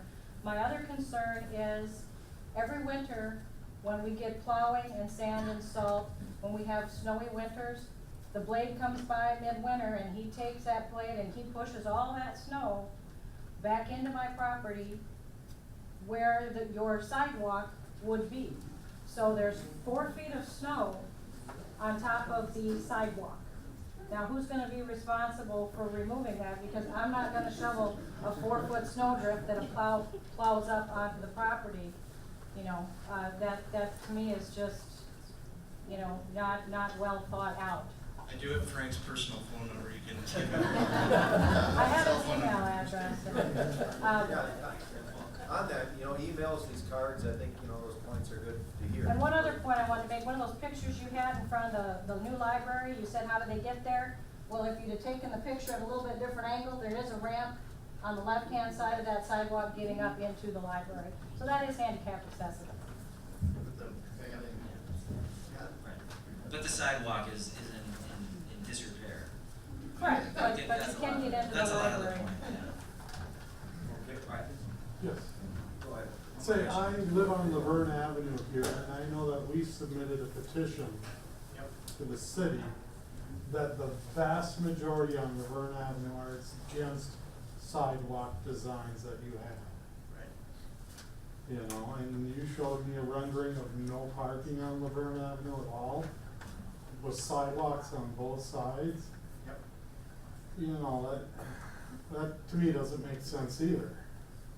You know, church is losing parking, that's really my only place to park. Right. You know, I on my think- property. Yeah. Cause I have one of the smallest lots here, I don't have a driveway to my house or anything. You know, street parking is my only option, pretty much, besides halfway parking in the alley. Yeah, I did have an opportunity to meet with some of the property owners. I did meet with you. I appreciated that time that we spent talking, but don't misunderstand what the design really should be, I think what the preferred design is on-street parking on Laverne, throughout. So that is the preferred design. The reason why we made that exhibit is because we were trying to see what if the tree impacts would be reduced by pulling in the street and pulling in the sidewalks to see if the pulled-in construction limits would reduce the tree removal. And it really didn't make a huge difference. I think there was one larger tree that was that remained untouched by going to no parking versus not. And again, I'm not trying to beat a dead horse, but again with that caveat that once you dig sewer deep in a road, the root systems can be damaged. No matter what we do, sidewalks, on-street parking, regardless of those things. So I appreciate the petition. It was really good to get that direct feedback from the neighborhood.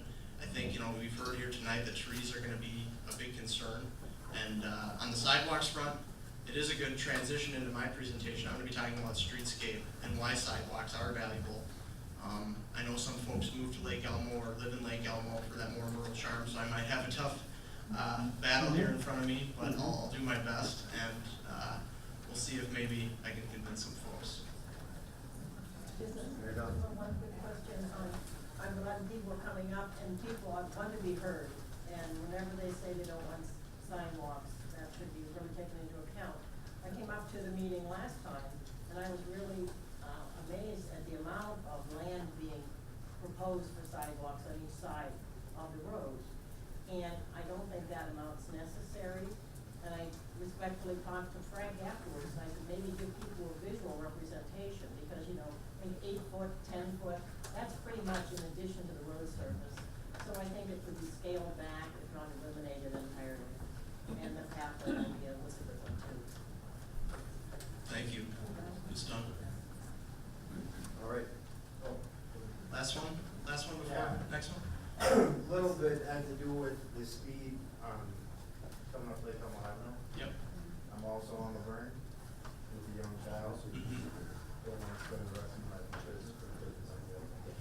Right. And we get a lot of people that come up here, cut across the track, and just fly down the lake. So now we're gonna bring more traffic into this area. This is only 2 roads we have.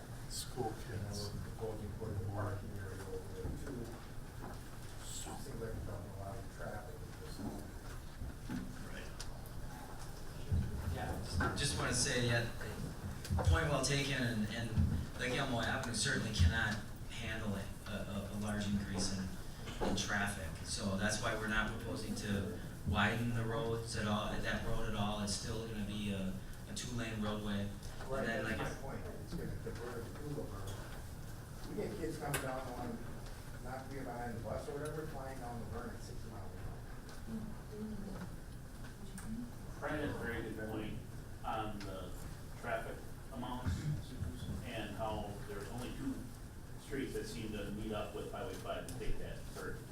And I apologize, I came a little late. Was there anything discussed about having any east-west diversion of the traffic towards to the east and picking up the potential new road that's, the sewer is being worked on next to the bank? Is there upper 33rd, is that gonna be through way all the way? 36th, well, that's a city. Yeah, so for those unaware, the city is planning for a new minor collector road at 39th Street, which is gonna serve some of these newly developing areas on the east side of the village. It's what's known as Village Parkway. Where's that picking up from? 39th Street going south across the tracks. 39th Street doesn't exist. From the downtown, no, I understand. So 36th Street is thought of as a future expansion of the downtown residential streets to the east to this future minor collector road, which will provide transportation down to 30th Street. As many of you are probably also aware, Manning, the county is looking at Manning as a expansion. There's another project that Frank is also the project manager of. He's a busy guy right now. And they're looking at a signal down here eventually, sometime in the future. But I think that to your point, there are some traffic issues now that hopefully it's good to know some of those things. I've heard some of those similar concerns. Some of them related to the fire station as well.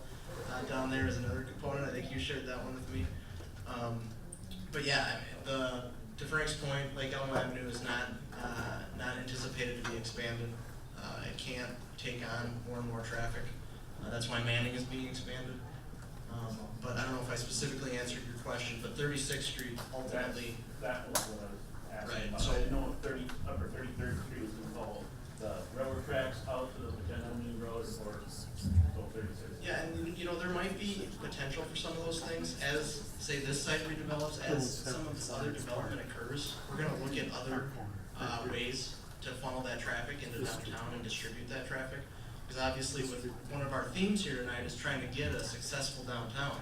We wanna make sure that people can get to downtown in multiple modes, walk, bike, drive.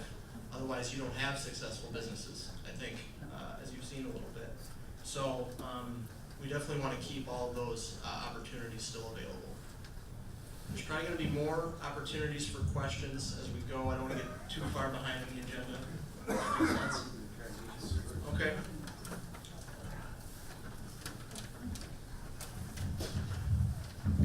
Jack, the city engineer stole my thunder a little bit by putting this slide in his presentation. Don't appreciate that, Jack. So, my presentation tonight is really about streetscape design. So we have these major projects going on. We have sewer, we have street, we have water main, we have storm sewer, we have all these things happening.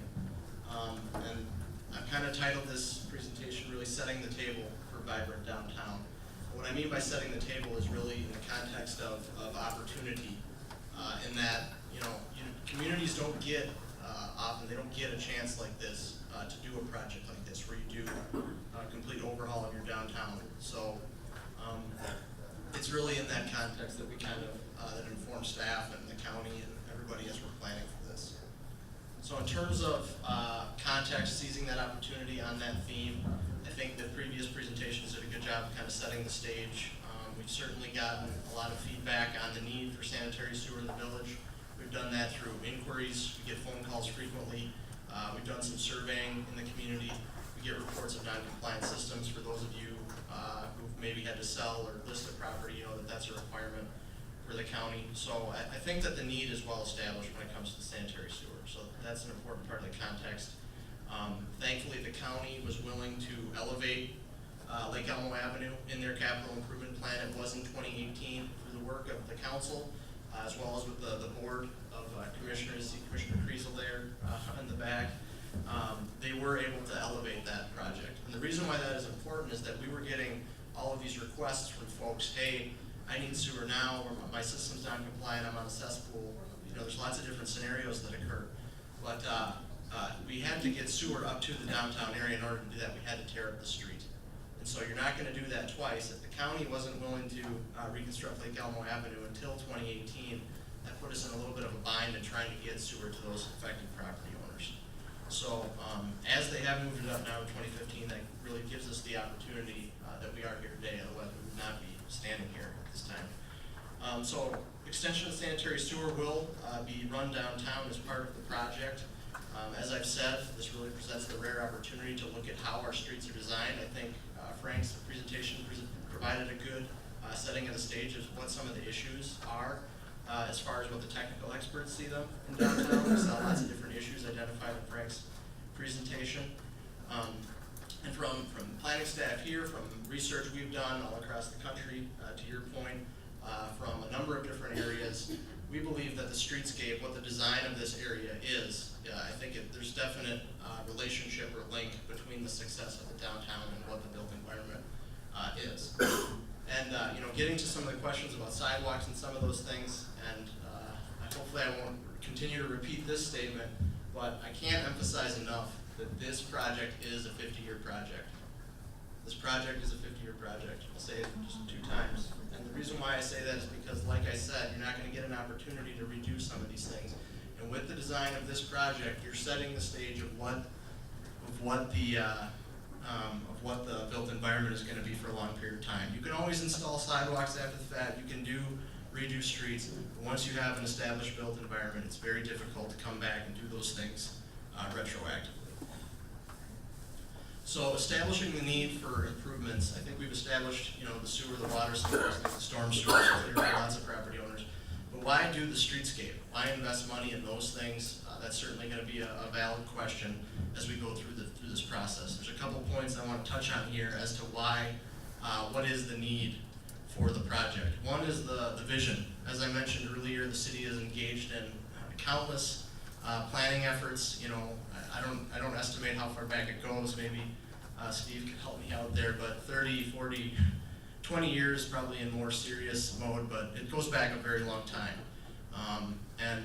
You know, this vision for a walkable downtown has always been a consistent theme of that planning effort. And then in this other statement, something that I do want to continue to touch on is this idea of sustained value. Right now, to your point, I mean, you mentioned California, but this is going on all across the country where there is a greater emphasis on bicycle and pedestrian facilities throughout the country. And in the coming years, different places are going to have either their values are going to continue to thrive and continue to maintain because they have some of these amenities that folks are looking for, or the community could potentially go the other way. So I think, and one of the things that we do as the council, as planning commission, as city, as city staff, whatever, one of the things that we're trying to be stewards for is the value of the community too. So this idea of sustained value, and that we think that providing these facilities is a greater sustained value. The existing condition, don't need to touch on that. Frank did a great job kind of highlighting what some of what the challenges are. We obviously have very many sidewalks in disrepair, inadequate facilities, and you have sidewalks that don't go anywhere in a number of areas or discontinue. In terms of successful downtowns in what I call the pet environment, the pedestrian environment, and if you do lots of research, there is a significant amount of research that highlights the important relationship between successful downtowns and the pedestrian environment. And so I'm not just talking about the design of the street, I'm not talking about a width of a lane. I'm talking about what is the pedestrian experience while they're walking in a downtown. Are there street trees? Are there benches? Are there trash cans? Are the things that make people want to stay downtown, want to make their experience downtown so that they return and patronize those businesses frequently? So just tons and tons of research about successful downtowns and the importance of a pedestrian environment. As you talked about walkability, all the focus has been south of 5, but we've got a part of downtown that's north of 5, and I live north, and I'd love to come bike or walk. To this information and share a community level with you at an affordable price. As individual business owners, you can get a lot more in depth from them with a for-profit price. What they have done is they've compiled all the demographics. They've also compiled all of the market research that they could get their hands on. And they have segmented the entire U.S. population into 65 tapestry segments. Then based on any geographic area, they have predicted what % of that population is in each of those 65 segments. And you have 3 segments that compose the vast majority of your population. We're going to talk about those 3 in a minute.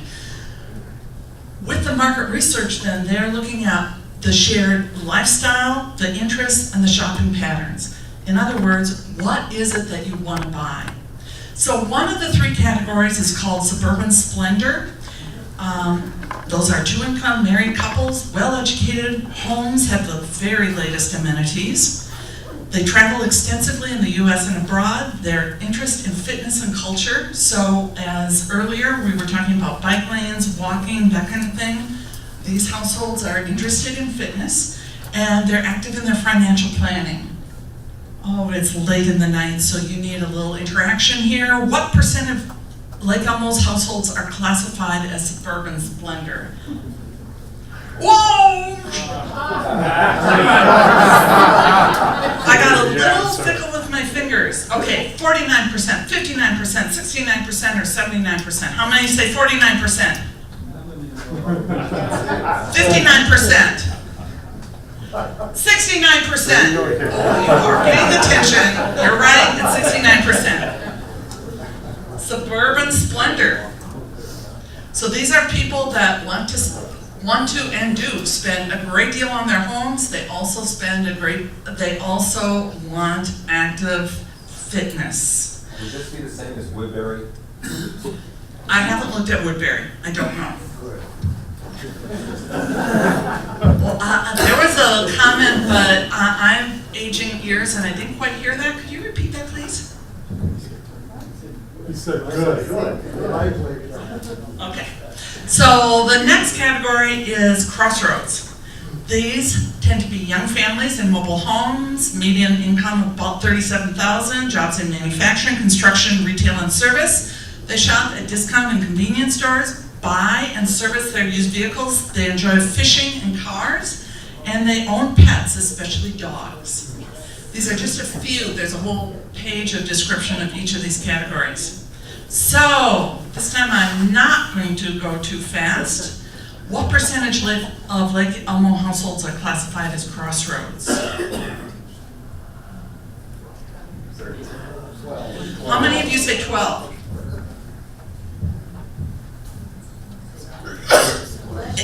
Thank you. 18%. 25%. 31%. Well, we know it's not 31%. It's 18%. And the last one, because I know you're all quick with your math, because you're all into managing your finances, so you have calculated it was 14%, so I'll just tell you it's 14% for exurbanites. They're empty nesters and married couples. They have jobs in management and profession. Median income is $82,000. Finances are a priority. They work on their house, lawn, and gardens, and they have nature-based interests and hobbies. So we took all of that information that you just heard, plus added the local wisdom and what the business owners and your city staff had observed. And there are two recommendations that came out very loud and very strong. One is a need for a coffee shop, especially one that would capture the folks that are going from Stillwater to their employment in the Twin Cities, and the strong request was that it have a drive-through. Second, I heard a comment.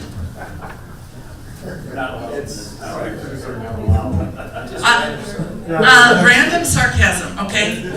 I like random sarcasm, like it. Okay, second is a pizza place that delivers, and where they were coming from that is you've got the fairgrounds with a lot of activities. You've got parks, you've got ball fields, you've got homeowners that at the end of the day, they really don't want to cook. So having a pizza place that will deliver, they saw that as a strong business opportunity. Then here are a list of other things that as they reviewed the data, they thought there could be business opportunities. Gift shop, brewery, craft beer, health food restaurant, hardware store, candy store, nail salon, and movie theater.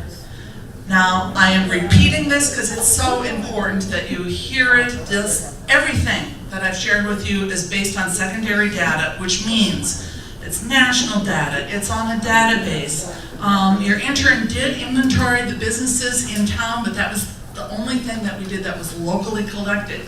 So it's estimates, it's ballparks, but it gives you a start of what might be business opportunities. And again, to go back to the concern, let's say you're thinking about a grocery store. Obviously, you see what other grocery stores are in the commuting area, and then you move forward.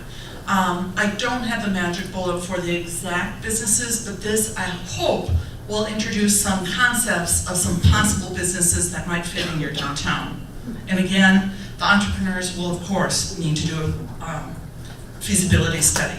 For those of you who are business owners and want to market to Lake Elmo residents, there's an extensive section in the report that I'm not covering tonight, but it is in other communities, what the business owners have valued the most, and that is how to market to the residents of their trade area. And so it looks at what media people use, and that will help them, that has helped them determine where to focus their marketing dollars. Questions? Thanks. Yes? Has there been a survey taken of, I don't know how many households we have in Lake Elmo? You know, the population is 8,000, how many households in Lake Elmo? A survey done to each one of them households, asking them what type of businesses they'd like to see in Lake Elmo so they would shop in Lake Elmo. That's a great question, and I'm gonna defer to staff. Melissa, have we done something like that? We did do a community engagement survey that was issued in the Source, our city newsletter, that was sent out last spring. So every household did receive that. Trying to think, I think we got roughly over 100 surveys returned. Out of how many?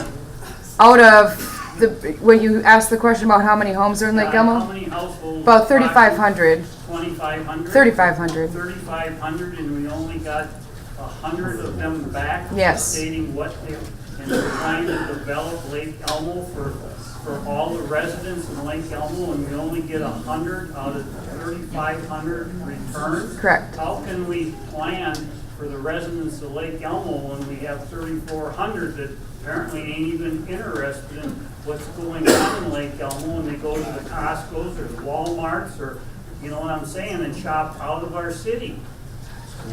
Well, good point. Yeah, I think there's about 2,800 or so. 27. Thank you. Good point. And I'll just add, there are two parts. One is, will the customer go there? But I really emphasize that the business owner has to be open when the customer can go. And so, as a university, we work on both sides. So we can help with a survey. We also work with businesses to look at what are the open hours that make sense for them. Thank you very much. Nicely done.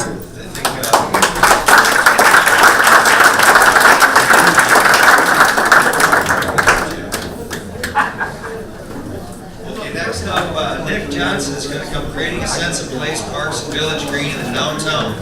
This one should be interesting.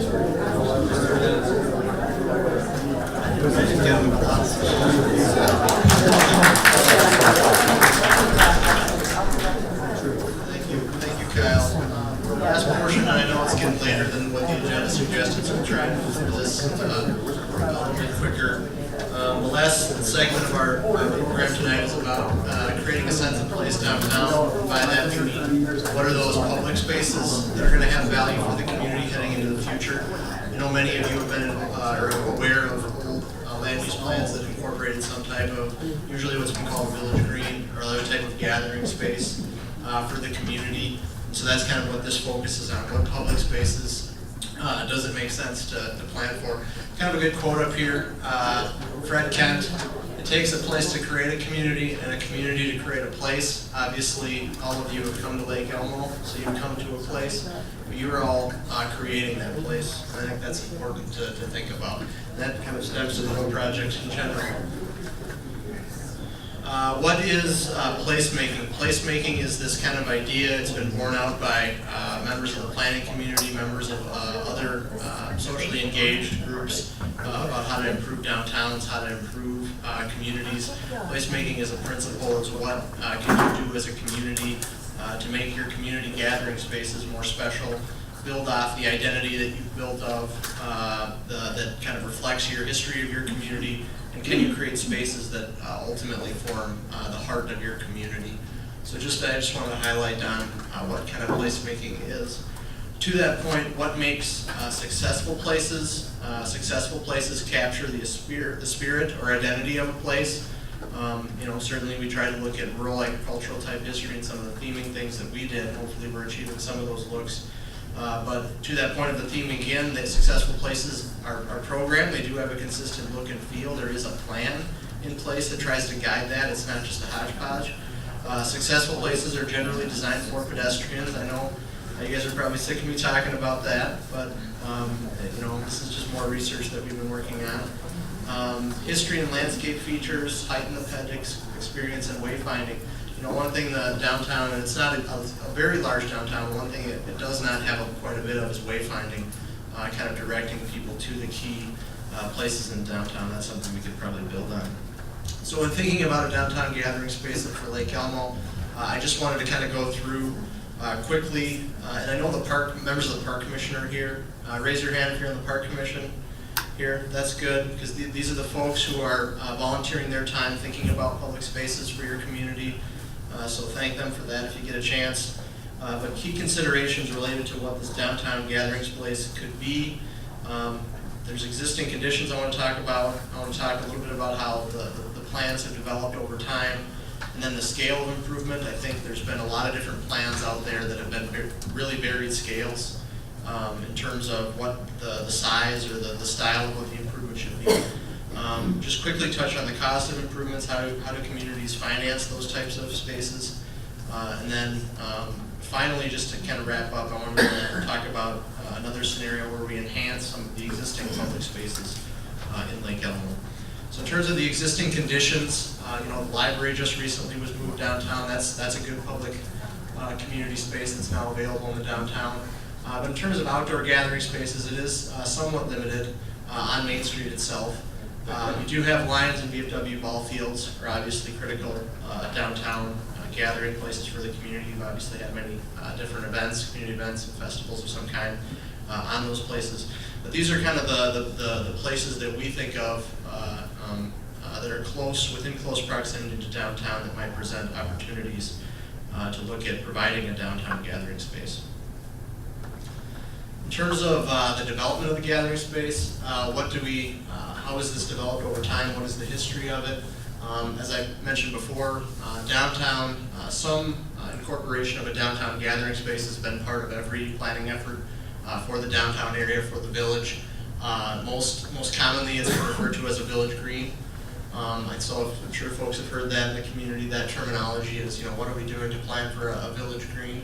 One thing to note in terms of what are the possibilities, the city does own a number of parcels east of Lake Elmo Avenue, including the fire hall, including that parks building that I mentioned, including the parks, Lions and VFW east of downtown. So it seems kind of in concept there might be some opportunities to do some things that could create a downtown gathering place.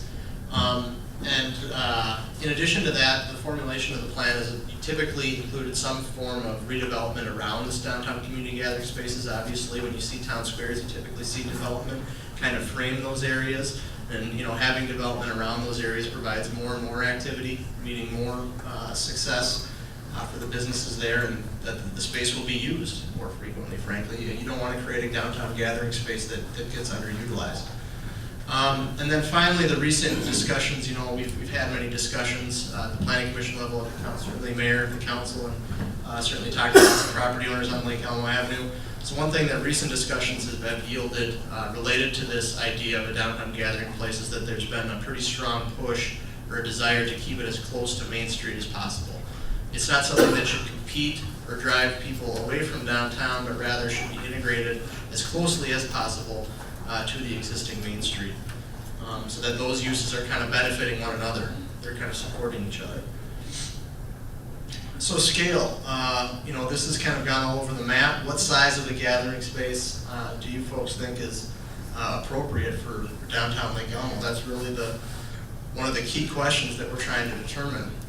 Is it a pocket park? Now, this image is obviously in a more urban area, but this is what your typical pocket park would look like, is that you take an underutilized area of a downtown or something along those lines and you make it a simple gathering area, a seating area. You could do certain events, but this is along the lines of kind of more smaller scale. Forgive the urban setting behind there. Just kind of use your imaginations, I ask you. Thank you. This is City Square. This is in Chaska. Many of you might be familiar with Chaska, but they have a full square block City Square. It's highlighted by kind of a gazebo pavilion, and it has pedestrian connections kind of going from all four corners. That's right near their downtown area. So is this scale more appropriate? Is the pocket park more appropriate? Or are you looking at more of, I think this is what would be more of considered a traditional village green, more in kind of European or Eastern settings, Eastern United States, I mean. But certainly in other communities, should it be more of a wide open gathering area for folks to kind of congregate? So I think one of the things that we really would like to hear feedback on is what is the appropriate scale if the city were to look at doing something. In terms of how to finance such a thing, I mean, that's something that comes up frequently. I mentioned tax increment financing earlier this evening, so that might be an option. Other things that communities do is public-private partnerships. That can either be done on simply a sponsorship level, or the city could send out a request for proposals for more of a development type opportunity for a developer to come in and create this public space as part of a broader project. So that's always something.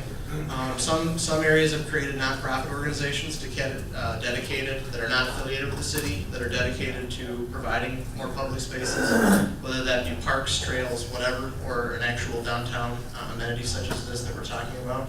Yes. There's Main Street programs, business improvement districts. Those are more focused on business community, business districts. Those have been done in cities across the country in order to do more of that. Obviously, we don't have a substantial business community here, so it'll probably be more difficult here than other communities that have a more substantial and organized business community. And then, final thing I want to note about cost is that all the conversations I've been at with council, planning commission, et cetera, focus on cost has been part of that discussion of how do you pay for it, and do you want it to kind of run wild, so to speak. The final thing I'll mention, and I know folks probably itching to get home soon here, get their final questions answered, but one of the options that some folks have talked about, I know members of Lake Elmo baseball, some of them might be in attendance, I'm not sure, but some members of our community have communicated to us very clearly that we love Lions in VFW Park. Why would we want to change that? We have a great amenity right in our downtown that many other downtowns don't have. So why mess with that if it works? And it certainly is unique, it certainly is different. So I think, one of the options that's on the table, and that certainly could be also a private-public partnership, but is really an enhancement of what the existing scenario could be. Cities have done, obviously this is a much maybe a grander scale, but cities have done, more nicer Little League type fields that host certain types of events. And obviously this is shooting high for the sky, no doubt, but it's something that communities have done. So I think the question that I as a staff member want to hear, I know council members want to hear, people here have been trying to get more feedback on this issue of what is the correct gathering space for the community. And it's something that we've heard lots of discussion on from certain folks, but we want to kind of broaden that net and get a better sense of where people are at on is something needed, and what is the correct scale of what should be done. So that's it. I mean, this is more an opportunity for you guys to provide feedback than for us to kind of blather on here. So yeah, there's been a lot of different topics covered tonight. Right. Is there a list somewhere of what particular items, such as the village green, that the city is interested in getting feedback on? I think any and all. I mean, I brought this up here just to remind everybody to fill it out, get us your comments, look for email from council members, parks commission members, planning commission members, but any and all. Could you put some of the stuff on your city website? yeah, we can put all of these presentations on our website in PDF form so that they're accessible to everybody.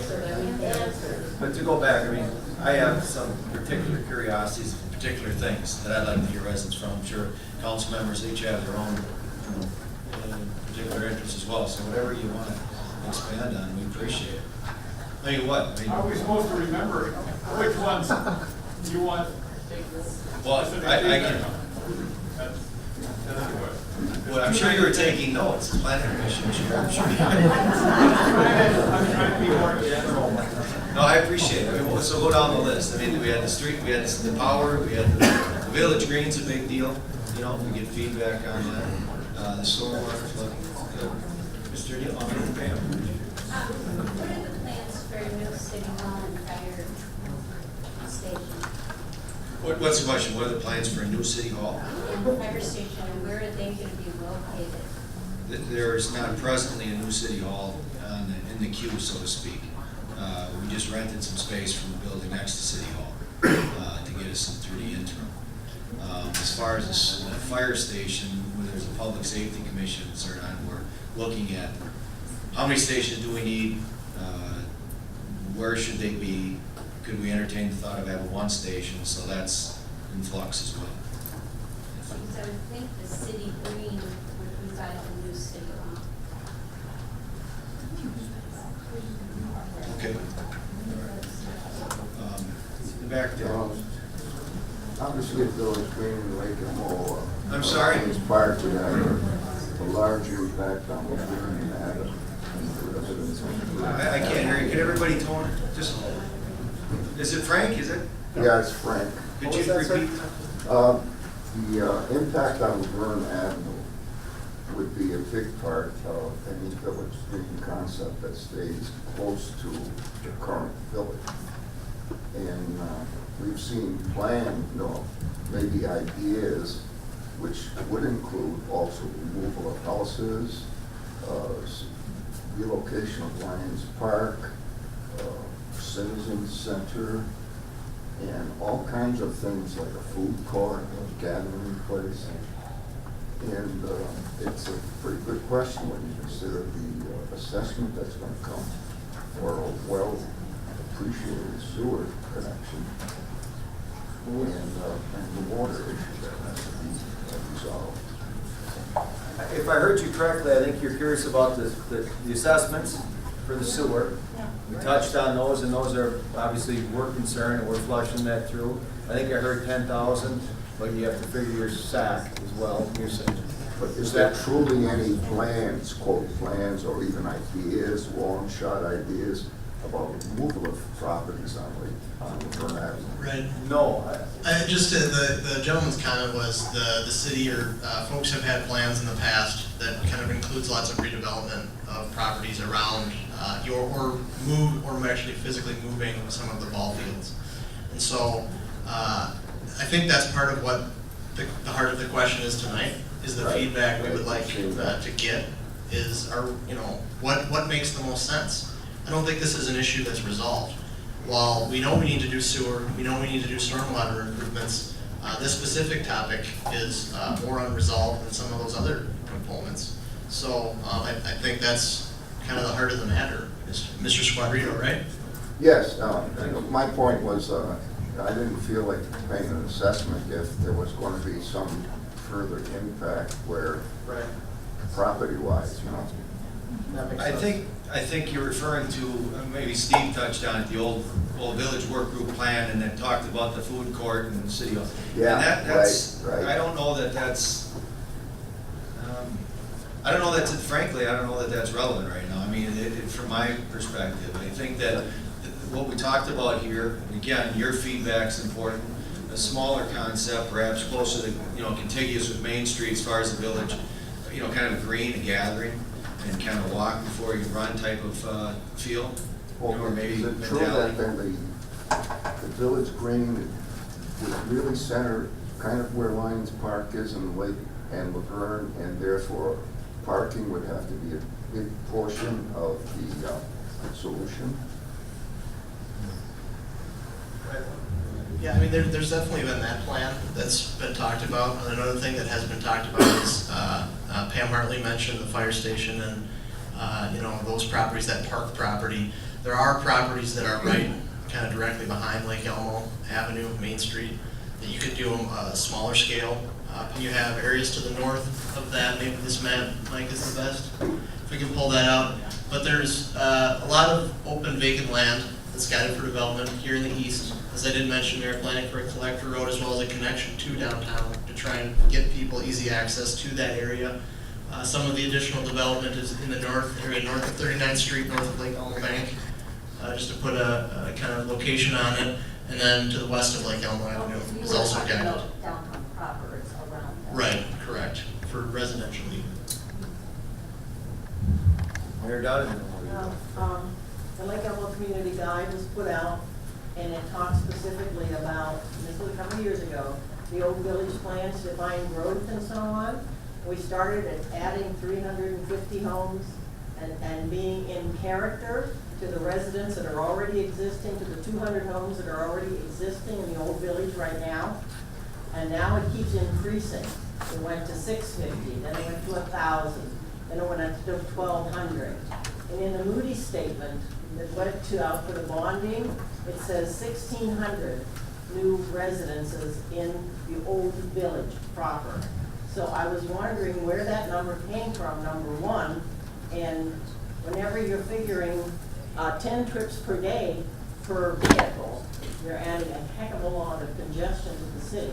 So this has been a concern to me, as you well know, the density. And when I talked to Mr. Zuliger, who isn't here tonight, he said that that was going to be part of the discussion tonight. Is it going to be? Or when can we come together again? And I'm so proud of everybody that came out tonight.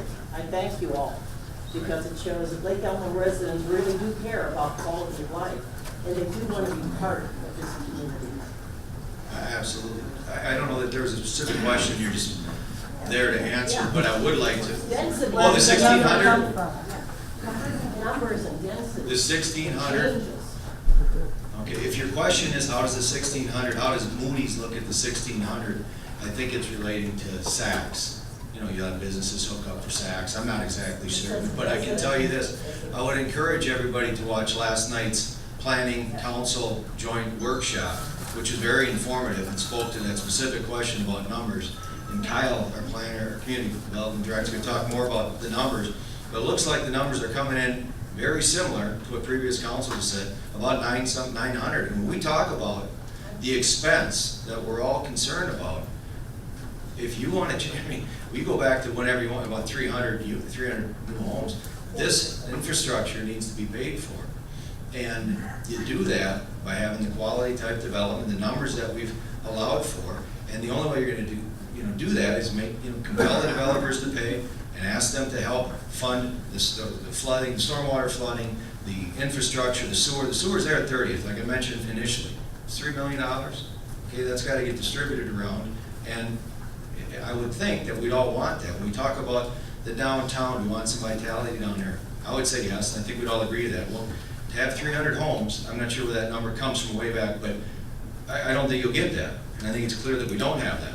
So if we want to monitor the costs, manage the other issues that we talked about, and create that vitality, I think you do that with the plans that we laid out. And again, I just want to touch on it. If you get a chance, watch the workshop. That'll probably be on our website. It talks to the very numbers, and you were there, and I'm sure you must have heard those numbers. I was there, and quality of life was really important, and the people back here brought it up loud and clear too. Quality of life means something to the people who've moved to Lake Elmo, and they don't really want to just be thrown into this like mid to South Minneapolis kind of idea that are being coming forth. The 38-foot lots. How many people in this room know that your guys are going to be approving 38-foot lots? I mean, it's just with 5 feet in between the houses. Sue, that PUD that you talk about. Quality of life. Sue, I think we're very, we're going to disagree on how you provide quality of life. But I think it's clear that everybody in this room wants the quality of life. We just have disagreement perhaps on how to get there. That you mentioned that PUD, that specific one that you mentioned is on Inwood, it's on 10th Street, and it's going to do a lot to help us. And if you look at that, I think that development's going to be nice as well, for a lot of reasons that you probably don't want to hear tonight. But that's what I think, and that's what the Planning Commission has stated. It's part. I mean, I think we're faced with a lot of struggles, and to go back to that, I think would be a mistake. And that's my opinion on it. And I just, unless there's further. Well, the comprehensive plan is extremely important, and I hope that everyone in the city is really well aware of the negative impacts that can happen with comprehensive plans. So please be informed, and don't just be like a stakeholder group that gets maybe an email out that knows what's going on. But for everyone in this community to keep their ears up on what's happening to our city and not for our city. Thank you. We are honoring and recognizing the comprehensive guide plan, as you well know, and the densities. Thank you, and the densities are coming. If that is your concern, you know that it's coming in towards the minimum. Sir. Now, this gathering place that you're talking about, would it be possible to continue it farther down 36th Street so that the ball fields wouldn't be affected? If you're going to continue 36th Street heading straight to the east. Thank you. Well, I think that anything's possible. We're still looking at it, but what we've talked about so far, I think, the last couple of years has been what is it that we're trying to accomplish? The little community gathering space. Should it help our downtown? Obviously, it should. And I think we felt that it would best serve that role contiguous or near Lake Elmo Avenue by our downtown. So in essence, I don't expect the ball fields to move, personally. That's where I'm at. Again, further discussion, feedback, council, different, okay? Go ahead. With all the growth that's being planned for Lake Elmo, what consideration or what planning is that maybe have some numbers on it to keep all this growth safe in our community as far as, fire department, police protection? I mean, currently we have one deputy in Lake Elmo, which is way understaffed for 8,000 people. And there's an issue with that presently, and we're going to expand with all this growth. What are the numbers for, law enforcement, fire trucks, ambulances to support all of this growth? Well, we purchased a new fire truck. Ours was 36 years old or something like that. How many units, be it police officers or fire trucks or ambulances, do the statistics say that we need to support 20,000 people? We do have those statistics. Unfortunately, I don't know. Our administrators met with the school district as an example several times. We talked to the sheriff department. At what point would we need another one? I apologize. I don't have. Perhaps you guys do. Schools need to be enlarged. All the youngsters coming into our school systems. Yeah, our actually Administrator Zuliger and myself met with the Stillwater School District's Long Range Planning Committee I think it was actually about a year ago. I feel like it was fall of 13. And during that meeting, we presented all of our up-to-date development activities, as well as our comprehensive planning, and provided our projections. That long-range planning committee, and some of you might be involved in the school district. If you know more information than me, please speak up. But they did a study recently, and what the study has found, and I haven't thoroughly read the study, but from what my understanding was, is that the actual cyclical nature of the Stillwater School District right now is that they may or may not need to plan for additional school facilities. Now, this is not city stuff, this is the school district. I encourage you to follow up with them. But right now there's a wave coming through, and the school enrollment right now is declining, is my understanding. But I encourage you to follow up with the school district, because that's not something. The school district wants more students. Oh, They yeah. want, they need. I've been in your strategic planning. You're not gonna have a problem with Stillwater School District. They need more kids. It would be a big benefit to them for the expenses, for all of us, if they had more kids. Thank you, Mr. Newsom. Ralph, I missed you.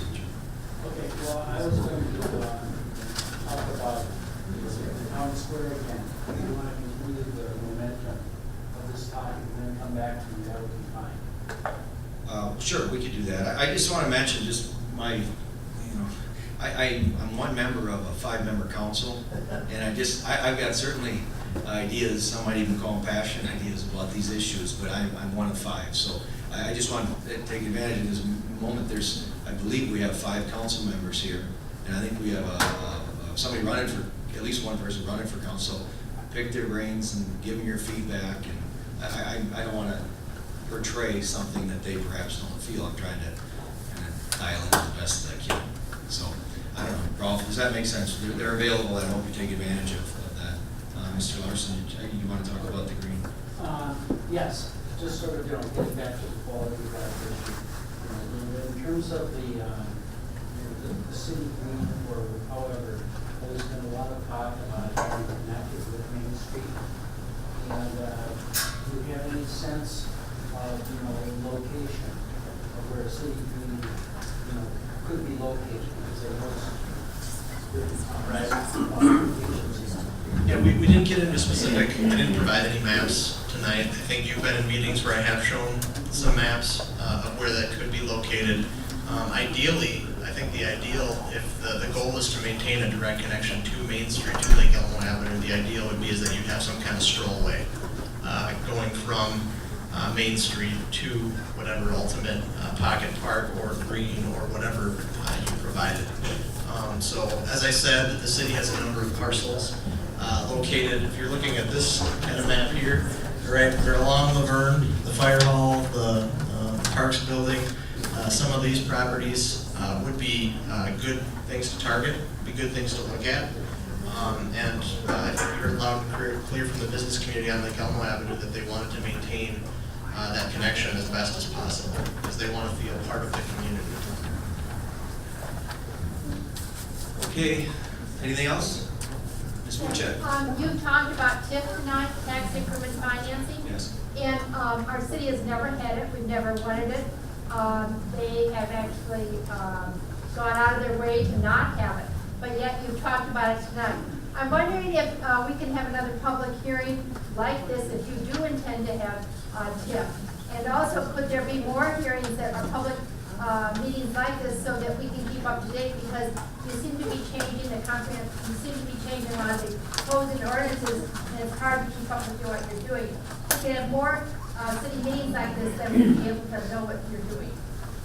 Okay, well, on the subject of more city meetings, we had one last night, joint workshop, council and planning, obviously tonight, tomorrow night. Is there a finance committee meeting? I don't know if that's public. Yes. Thursday night, to your point on TIF, is an EDA meeting, and TIF, yeah, you're right, the city's never done that before. We're looking at areas that we possibly could. Why would we do that? We do that to help provide all the things that were talked about in this meeting. You shake your head, that's the only reason that we would do such a thing. And there are members of the EDA that are here donating their time and their skill sets to both provide their intuition as it relates to these matters, and hopefully help ease the burden of some of these financial costs that are coming. That's why. We'll all have our different opinions as to why we do what we do, but It would be interesting to discuss it with the school district and to explain to the citizens though how it does affect us and how it would affect the school site. that's fair. Sure. Yeah, we've had those meetings, and again, It would we be would have interesting to to have. discuss it with these people, Okay, good. residents, Okay. general meeting. A general meeting, all right, we can do that. I mean, we'll have one again Thursday, and we had one. Well, probably to follow up on what Ann said, starting in 1992, when we started David Harriet's plan for the old village, the Pioneer Press, we've had many, many meetings of this size.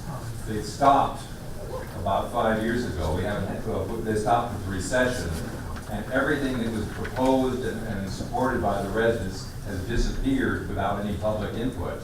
So my point is, if we got to see some examples of what the city might look like 3 or 4 that people could comment on, then we'd know whether a village green should exist, whether we should just have 15 shops in downtown and shut it down, or whether we should have more ballparks for people to play on, or any other things. But people need to see it and comment, not just me. Yes, that's true, and I think we're doing just that now, and we've had 4 neighborhood meetings to do just the thing you're talking about. I don't know when it stopped, you say 5 years ago, but since, I don't know, we've been actively engaging the community. You look at our website, you look at the source, you look at these email blasts that we do, Steve. I don't know how else to do it. If you've got a better idea, great, but again, look at this week's schedule. We're on it. I guess I'll disagree. Yesterday. Right. Why is that? Should I compel people to come to these meetings? I mean, they're available, and I hope we all take advantage. But anybody can go on the internet, on the website, and click on the latest meeting. It's right there. It was never available before. So I don't want to get, I think we kind of beat that up pretty well. Thank you, Mr. This is a very good meeting. You had very good input. We thank you. Well, that's very nice you say. I appreciate it. And it's a staff.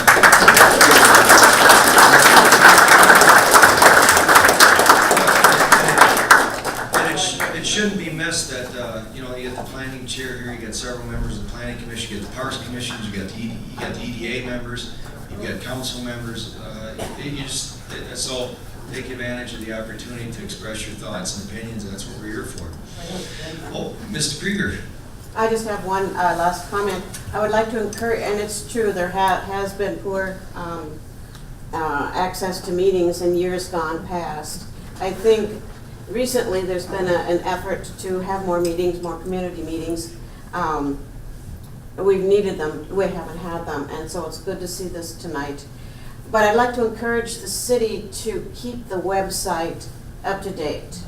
Many, many times you go to the website to find something and it's not there, or it's there in a week. Half the town does not get cable at all, so we can't watch the meetings. So I just like to encourage the city to keep the websites up to date, because oftentimes there's just nothing, there's nothing that's available. That's, if you want to check a meeting that happened last night, it's not there. You know, and it goes on and on. So it's a good effort that's been made by the city to try to keep things up to date, but quite often it's not. So I'd like to encourage the city to try to do that. Sure, sounds good, good. Just one more, I just want to respond to the Moody's thing. I think, did you say that their 1,600 is the residents, not, oh, okay, so it's. Yes, I think it's the household. It's sewer, it could be, okay, sewer units are land use, okay. Councilmember Smith. My only comment would be that when you talk about the school districts, and I think Nick touched on this a little bit, it's very logical that we've had declining enrollment, because since 2007, 8, 9, 10, we've had declining development. We at that time in 6 and 7 put in several developments that unfortunately, you know, the market forces changed what could and what did take place in those developments.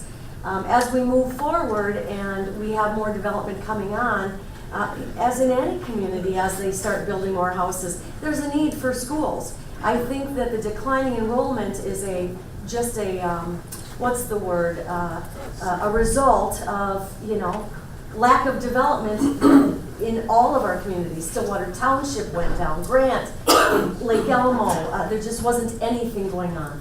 So I think we'll see that enrollment will be on the increase over the next 5 years. All right, thank you, Councilmember Perry. Mr. Weeks. Declining enrollment also is because we saw that.